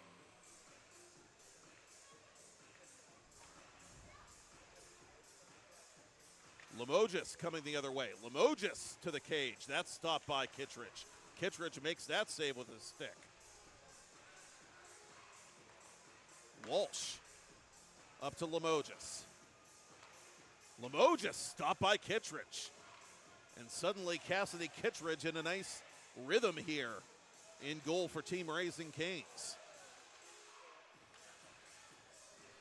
Don't be surprised if we see Team Kane start to take more chances and not worry about the defensive zone here, as they need 2 goals in the next 5 minutes to tie this game. Cooley to the cage. Held onto it a second too long. And now he's dispossessed by Walsh. Walsh for Cyprian. Cyprian's off to the races. And he scores. Break out the chapeaus for Nick Cyprian. He had that buzzer beater for Team Saloon.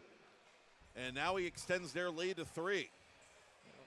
Yeah, 4 of the 6 goals so far for Cyprian. That's just, when he gets going like that, nobody's catching him on a breakaway. Cooley out in front. He elevates. He scores. Raising Canes has an answer.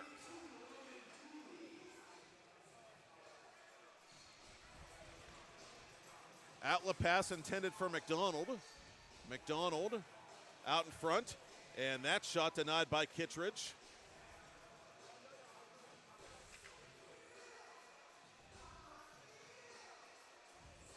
Mooney across the line. Mooney to the goal. Oh, what a distribution there. Peter Laviolette finishing what LJ Mooney started. Yeah, that one even faked me out a little bit there. I thought for sure that puck was going to get shot, and just all in a shooting motion just slides it to Laviolette, who's not going to get a much easier goal than that one.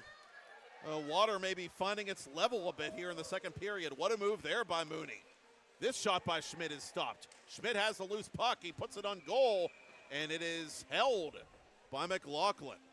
Yeah, that shot there from Schmidt looked like it hit Gritz right in the stomach, and I don't block many shots, but I can tell you when that puck hits you in the stomach, there's nothing there, and it just stings.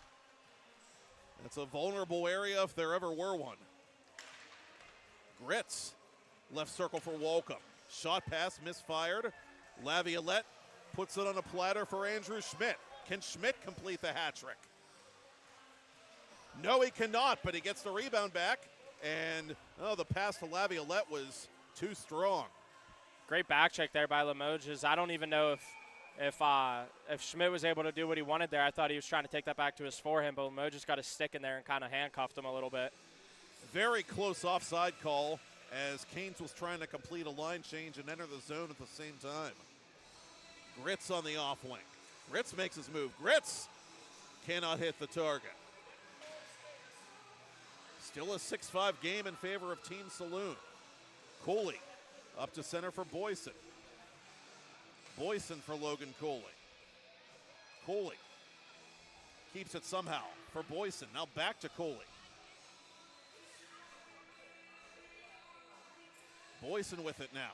Boyson right circle. Boyson to Cooley. Cooley to Pendo. Pendo hits the pipe. Oh, what a diving play there by Cooley.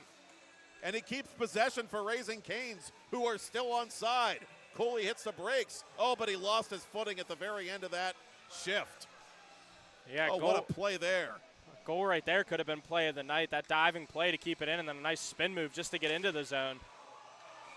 Easy goal there for Limoges to make it 7-5. That's a necessary extender, I think, for Team Saloon. Raising Canes really coming on in this second period, but they still trail. Now Mooney unable to beat the triple team. Yeah, that just seems to be how it's going for Team Canes today. Just a post at one end and an unfortunate bounce that leads to a goal at their end. So need 2 goals here in 2 minutes, and if any team can do it, it's definitely them. Mooney one-on-one with Pelosic. Give Team Saloon credit, playing some really nice, smart stay-at-home defense on the 2 superstars for Raising Canes. Lead pass eludes Mooney, and is this going to be icing? Yes. Smart move by McLaughlin to protect the post and let it go. I was thinking the same thing there. It looked like he almost came out to play it there for a second and then remembered the roll. And that's got to be confusing sometimes for goalies. You see that slow puck and you just kind of want to come out and help out your defenseman, but Colby Saganuk is going to try and put it away perhaps for Team Saloon, and he becomes just the second player, I believe, to score in 2 weeks on a penalty shot for any of these four clubs in Ice Castle 3 versus 3 Elite League. He also might. Go ahead. I was going to say the goalies have played penalty shots by and large really well, but Saganuk with a nice wrister there to beat Kittredge. Yeah, I was going to say he may be one of the first players that actually came in and just shot the puck. I mean, I'm not a goalie. I've played a few goalie games, but even as someone who's not a goalie, sometimes on a breakaway, it's easier to track a move than it is to just track the shot. Pendo unable to bring it to goal. And so what goes around comes around for Team Raising Canes, pardon me. They won twice last week. About to drop a pair this week as Mooney's shot is stopped by McLaughlin. So Team Saloon will skate away with 1 point and win this consolation contest as Cyprian will collect a fourth. That'll make it a 9-5 game.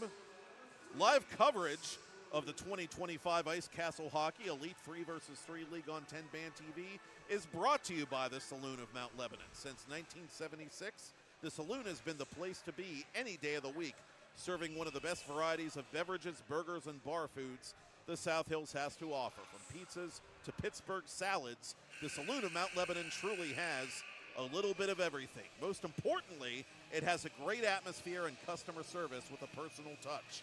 Open at 622 Washington Road, weekdays 3 to 12:30, Fridays and Saturdays 3 to 2:30, with happy hour 4 to 6 weekdays. Order online at saloonofmtlebanon.com. Follow them at Lebo Saloon. And the Saloon wins this consolation game by a 9-5 score over Team Raising Cane's Chicken Fingers. The Week 2 final between Team Gordo's Tacos and Tequila and Team Tidal Wave Sports comes up after this break. With Aaron Orkovicus, Matt Popchuk, Ice Castle 3 versus 3 Elite League Hockey continues after this on 10 Band TV.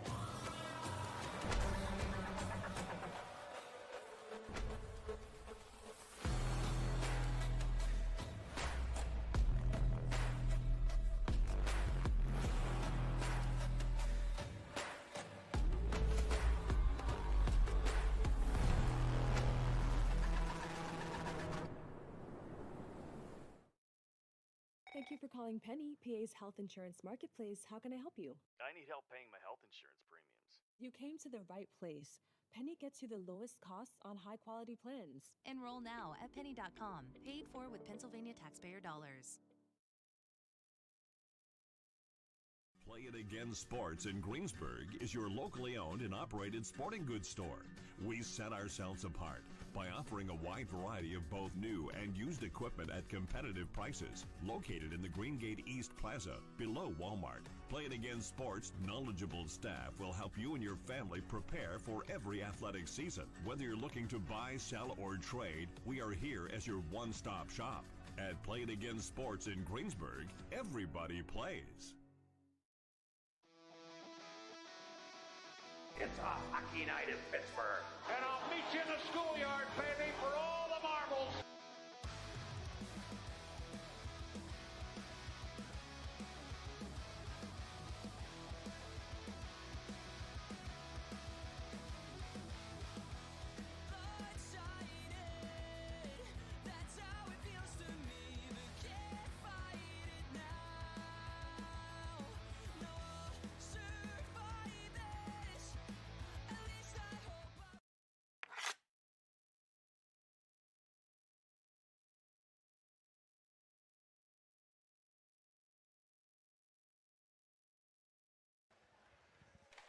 And we are back here quickly to the Ice Castle in Castle Shannon for continuing coverage of Week 2 of the Ice Castle 3 vs. 3 Elite League on 10-Band TV with Aaron Norkovicus. I'm Matt Popchalk, and Team Tidal Wave Sports in orange takes on Team Gordo's Tacos and Tequila in black. Team Tidal Wave with the win in overtime over Raising Cane's in their earlier game. Team Gordo's winning a seesaw battle in Game 1 against Team Saloon. Are we going to see another goalie show in this Week 2 final? We've seen 3 already, and lots of great performances by goalies in Week 2, and I think that you and I have to lean toward a goalie for Week 2 MVP when that conversation eventually takes place behind the scenes. I mean, yeah, you'd think so with how today has been going, but honestly, sometimes it seems like whenever we say we expect one thing in this league, the exact opposite happens. So I might just go out and say this might be a shootout here. We're about to find out. Tidal Wave wins the opening faceoff of tonight's final game. Brian Kramer with speed up the right wing. Murovich watching him. Garagach leaves it for Fedorek. And Fedorek, the OT hero of Game 2, is stopped by Mason Murovich. Yeah, and he stepped into that one, gave it everything he had, but Murovich out on top of his crease, just ready for it. That looked like an NHL slap shot right there. Humphreys, an NHL prospect with the Colorado Avalanche, 7th round draftee last year, protecting this puck, and he fires into the glove hand of Charlie Mistretta, who stays in there in goal for Team Tidal Wave, 36 in orange.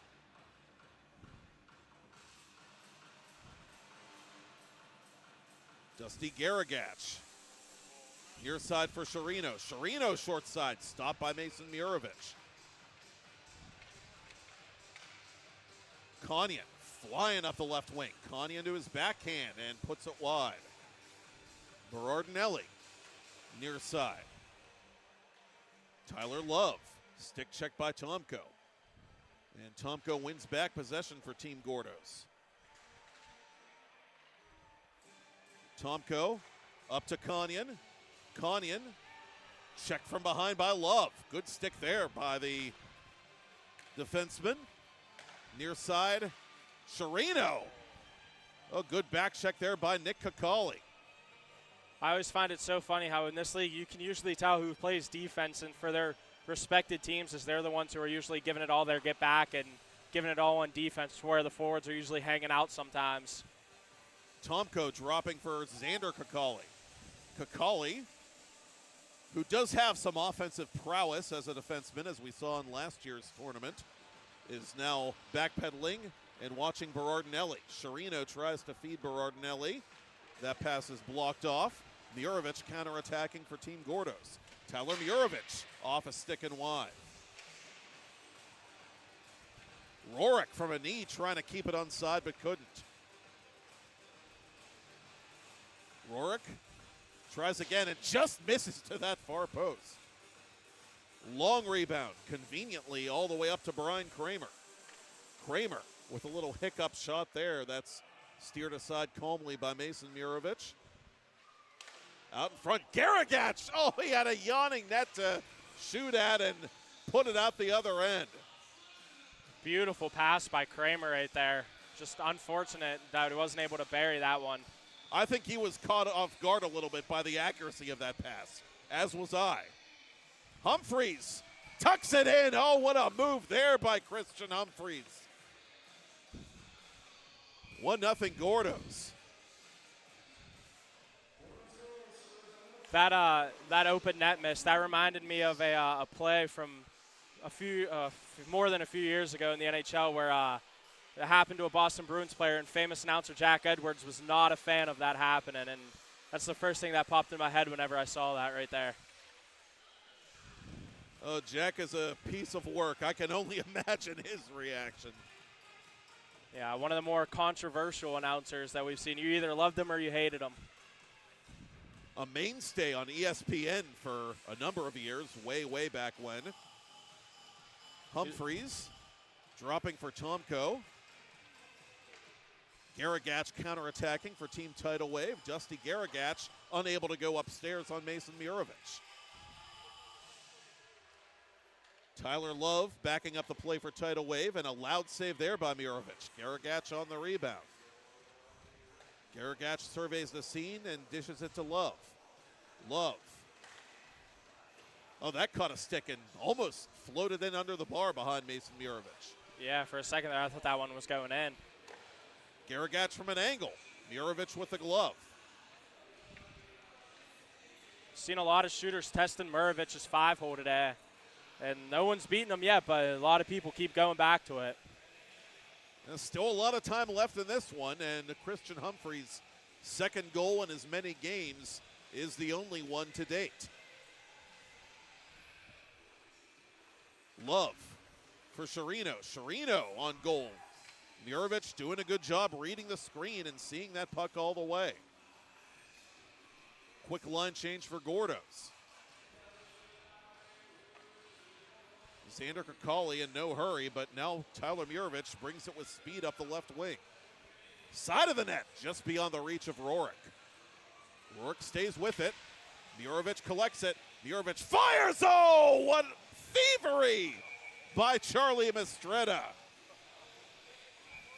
Great save there by Mistretta. You know, Murovich was just trying to get it over that glove under that bar. Wasn't able to get it up enough, but unbelievable save by Mistretta to keep his team in this game right now.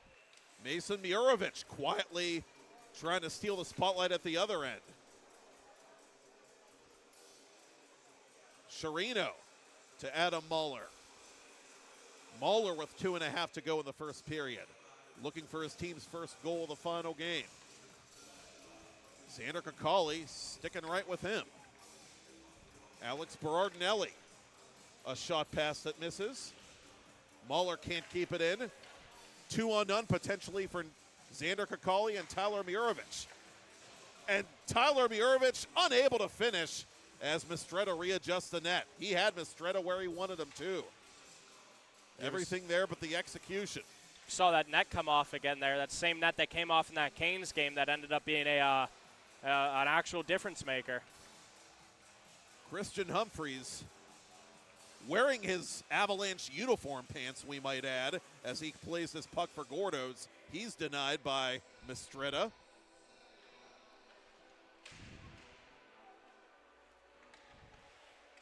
Mahler defensively for Tidal Wave. Up to center for Kramer. Kramer has company in the person of Berardinelli. Kramer! Giddy up! 1-1, 1:30 left, period one.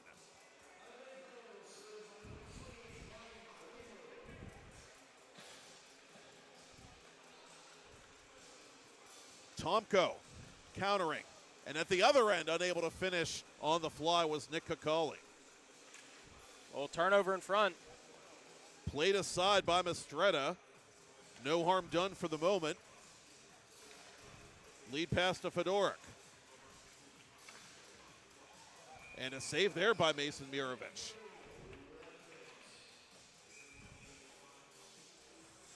Murovich does a really good job of getting out and challenging shooters, especially in situations like that where he knows that really the only option they have is to shoot the puck. So he does a really good job of just taking away those angles. Kramer hits the brakes. Tomko with the poke check. Good keep by Fedorek, the Tidal Wave captain. Fedorek to Tyler Love, who's just on for Team Tidal Wave. Played in front of Garagach. You've got essentially three defensemen out there together for Team Tidal Wave.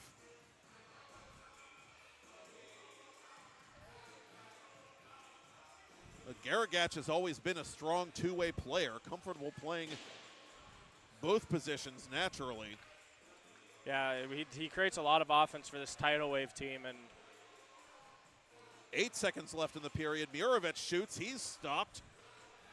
Can Tidal Wave beat the clock? 3 seconds, 2 seconds. Fedorek winds and fires, but Mason Murovich cuts down the angle. And the Week 2 final is tied at 1 between Team Tidal Wave and Team Gordo's Tacos and Tequila with Aaron Orkovicus, Matt Popchak. Back in a moment to Ice Castle 3 versus 3 Elite League Hockey on 10-Band TV.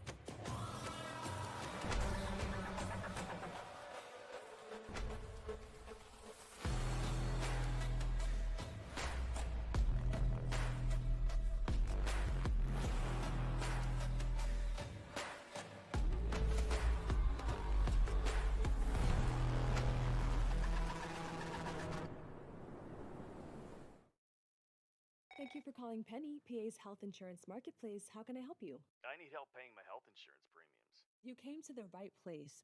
Penny gets you the lowest costs on high. And we're back to action for the second period of the Week 2 final. In period 1, Christian Humphreys getting on the board first for Team Gordo's. Brian Kramer answering for Team Tidal Wave Sports. Kramer signed a Finnish professional contract for this upcoming season after earning an NCAA ring, a championship ring with Western Michigan, winning their first D1 title. Dawson Chirino in front. Oh, what a save there by Mason Murovich. How did that shot by Tyler Love not go in? And this icing call will lead to a penalty shot for Tidal Wave, so they'll get a chance to get that goal back as we continue to sit here and scratch our heads and wonder what is in that water bottle that Mason Murovich has somewhere on top of that net. They clearly gave it, whatever he's drinking, they gave it to every goalie here tonight because they are all just on point. But as I was going to say right before that big save is that Western Michigan team that won a national championship, they were the one of the only teams in college hockey this year to do it without NIL, and they're not going to give them the penalty shot here. Interesting. They're going to say that the icing was not intentional. Oh, but that one's going to be intentional. Yes, it is. You know, funny how that works in this format sometimes. A minute into period 2, Team Gordo's with a chance to retake the lead. And Humphreys, unsurprisingly, is going to take it. Here come the chasers, and there goes Humphreys. Save made by Mistretta. It just doesn't seem to matter. Yeah, these goalies' glove hands today have just been unbelievable, like prime Marc-Andre Fleury right now with those gloves.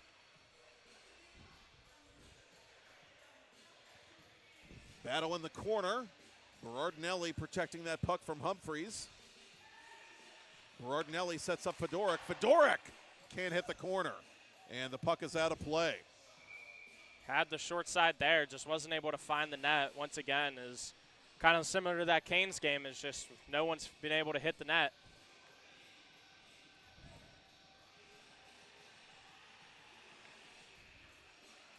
Charlie Mistretta, a former Penn's Elite product, now playing NAHL hockey in New Jersey, trying to will Team Tidal Wave Sports to the Week 2 crown here in Ice Castle Elite League 3 versus 3 hockey, and giving Tidal Wave the early second period lead with his second goal of the game is Brian Kramer.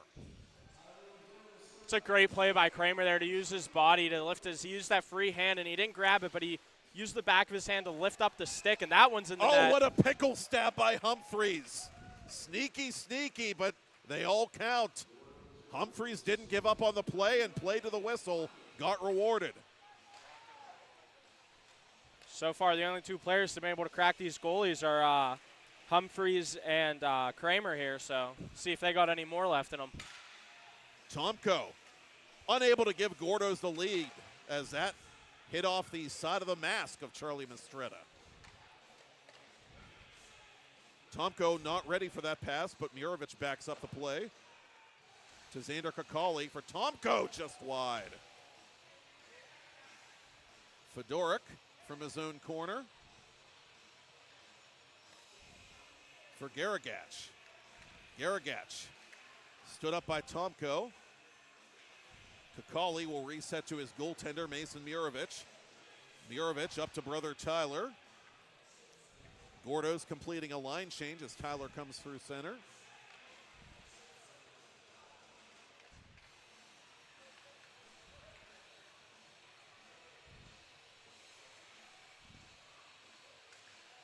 Tyler Love in the corner.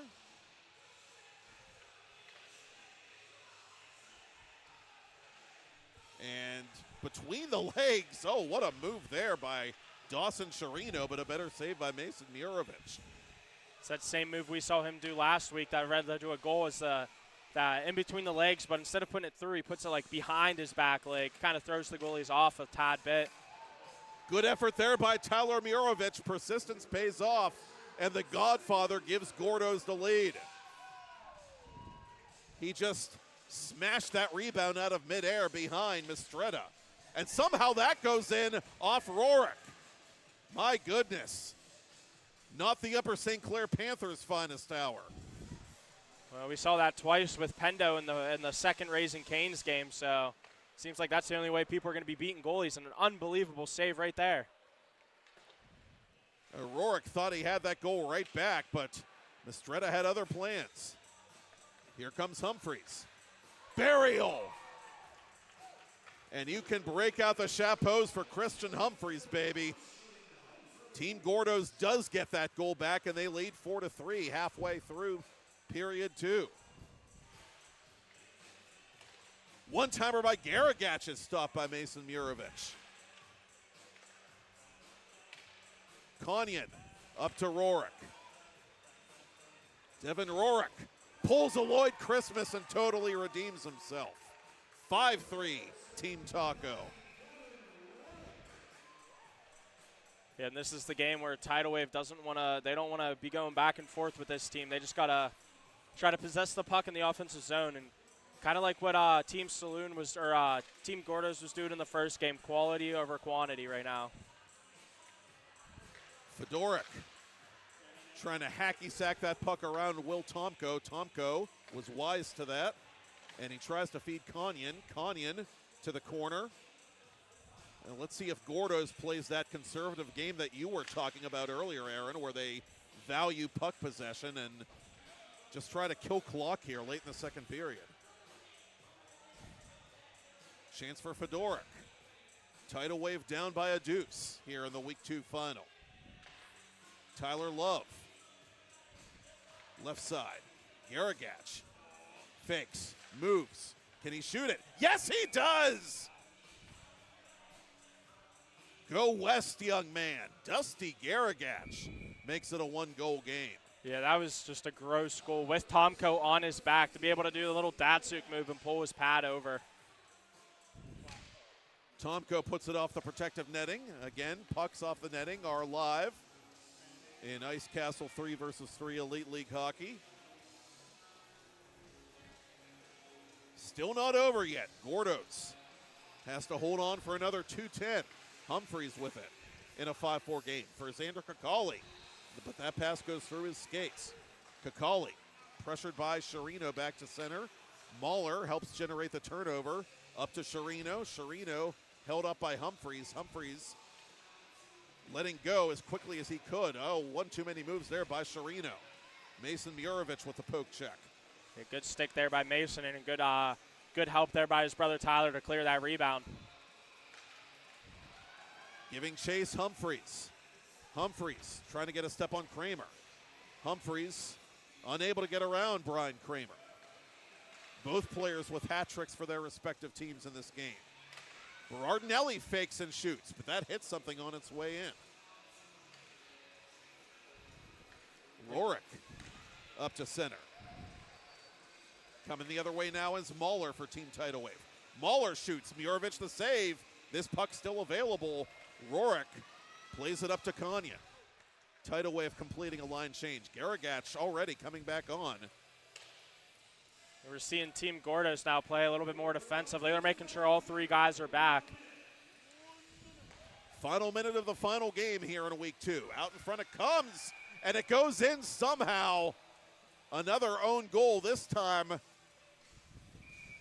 Nick Kakali's going to have to take the L on that one. Yeah, Berrettini there tried centering that puck, and it goes off the skate of Kakali right back to him for a tap-in.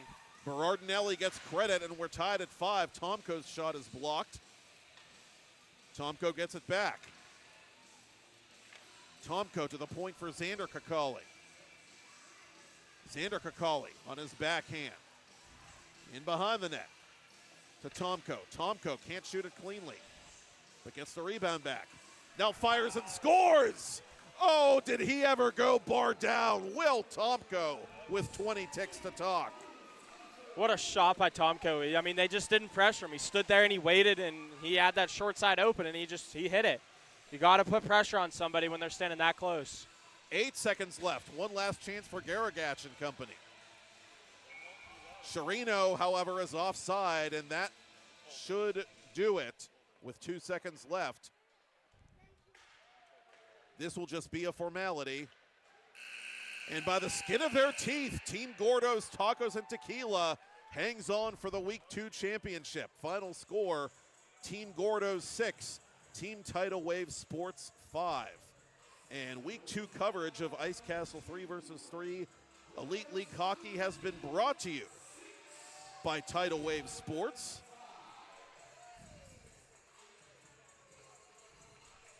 Team Tidal Wave exiting that visitor's bench, and now the handshakes will commence.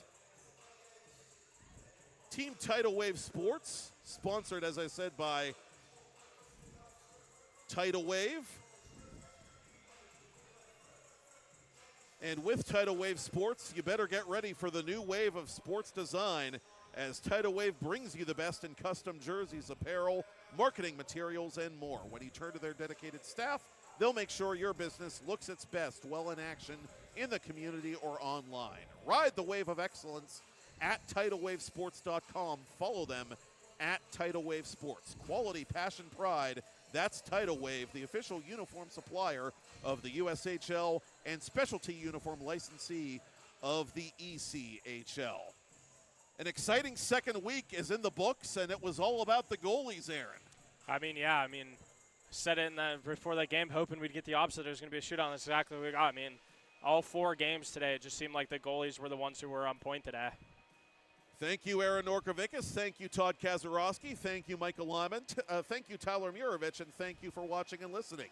Back at it again next Tuesday night at 6 p.m. Eastern Time on 10 Band TV for more Ice Castle Elite League 3 versus 3 hockey. I'm Matt Popchalk, and that's all she wrote from Castle Shannon.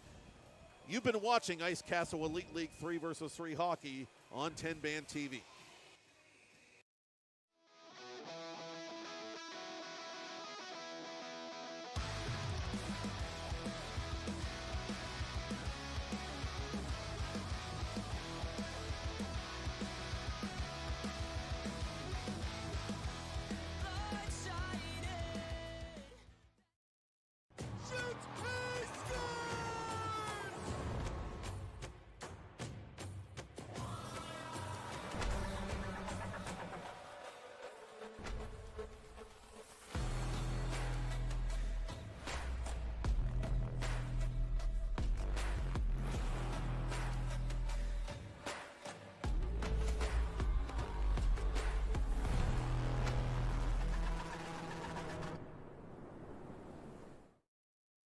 Thank you for calling Penny, PA's health insurance marketplace. How can I help you? I need help paying my health insurance premiums. You came to the right place. Penny gets you the lowest costs on high-quality plans. Enroll now at penny.com. Paid for with Pennsylvania taxpayer dollars. Pass was errant. Gritz recovers and gets it to Cyprian. Cyprian able to tuck it around the goaltender Bork and give Saloon their first lead. What a move there in tight quarters by Cyprian. Yeah. McLaughlin, I should say, short side on the first attempt. Tried to go 5-hole on that attempt. Burial! Liam Walsh, think of the children. It is 3-1, Team Saloon. Little finish. Yeah, Laviolette was going to change there. Pendo jumped on, and then Laviolette realized he had to defend the 2-on-1. McDonald to Walcom. Oh!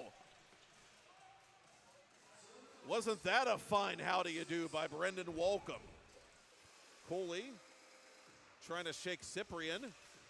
Cooley on his backhand to Pendo. Pendo out in front. Oh, what a pretty tic-tac-toe play there. And it's a Schmidt show in the Ice Castle. Cyprian gets to this puck first. 3 seconds. He's got to hurry and shoot. 1 second left. He scores to beat the buzzer. Thank you, sir. May I have another? Nick Cyprian makes it 5-2 Team Saloon over Team Raising Canes after one period. Yeah, I knew he was a tall goalie. I didn't know he was 6'5". Nice play there. Oh, what a goal there. Schmidt putting on the Ritz all of a sudden, trying to will Team Canes back into this thing with 6 minutes left. Possessed by Walsh. Walsh for Cyprian. Cyprian's off to the races. And he scores. Break out the chapeaus for Nick Cyprian. He had that buzzer beater for Team Saloon. And now he extends their lead. When he gets going like that, nobody's catching him on a breakaway. Cooley out in front. He elevates. He scores. Raising Cane's has an answer. Mooney across the line. Mooney to the goal. Oh, what a distribution there. Peter Laviolette finishing what LJ Mooney right there could have been play of the night. That diving play to keep it in, and then a nice spin move just to get into the zone. Easy goal there for Limoges to make it 7-5. Colby Saganek is going to try and put it away perhaps for Team Saloon, and he becomes just the second player, I believe, to score in 2 weeks on a penalty shot. Follow them at Lebo Saloon. And the Saloon wins this consolation game by a 9-5 score over Team Raising Cane's Chicken Fingers. The Week 2 final between Team Gordo's Tacos and Tequila and Team Tidal Wave Sports. Rourke stays with it. Murovich collects it. Murovich fires! Oh, what thievery by Charlie Mistretta. Mahler defensively for Tidal Wave. Up to center for Kramer. Kramer has company in the person of Berardinelli. Kramer! Giddy up! 1-1, 1:30 left, period 1. Dawson Chirino in front. Oh, what a save there by Mason Murovich. How did that shot by Tyler Love not go in? Team Tidal Wave Sports to the Week 2 crown here in Ice Castle Elite League 3 versus 3 hockey. And giving Tidal Wave the early second period lead with his second goal of the game is Brian Kramer. He used that free hand, and he didn't grab it, but he used the back of his hand to lift up the stick, and that one's in the net. Oh, what a pickle stab by Humphreys. Sneaky, sneaky, but they all count. Humphreys didn't give up on the play and played to the whistle. And between the legs, oh, what a move there by Dawson Chirino, but a better save by Mason Murovich. Like, kind of throws the goalies off a tad bit. Good effort there by Tyler Murovich. Persistence pays off, and the Godfather gives Gordo's the lead. That rebound out of midair behind Mistretta. And somehow that goes in off Rourke. My goodness. Not the Upper St. Clair Panthers' finest hour. Rourke thought he had that goal right back, but Mistretta had other plans. Here comes Humphreys. Burial! And you can break out the chapeaus for Christian Humphreys, baby. Conyon up to Rourke. Devin Rourke pulls a Lloyd Christmas and totally redeems himself. 5-3, Team Taco. Tyler Love. Left side. Garagach. Fakes. Moves. Can he shoot it? Yes, he does! Go west, young man. Dusty Garagach. Final minute of the final game here in Week 2. Out in front it comes, and it goes in somehow. Another own goal this time. Nick Kakali's going to have to take the L on that one. In behind the net to Tomko. Tomko can't shoot it cleanly, but gets the rebound back. Now fires and scores! Oh, did he ever go bar down? Will Tomko with 20 ticks to talk. What a shot by Tomko. I mean, they just didn't pressure him. He stood there and he waited, and he had that short side open, and he just... Tequila hangs on for the Week 2 championship. Final score, Team Gordo 6, Team Tidal Wave Sports 5. And we...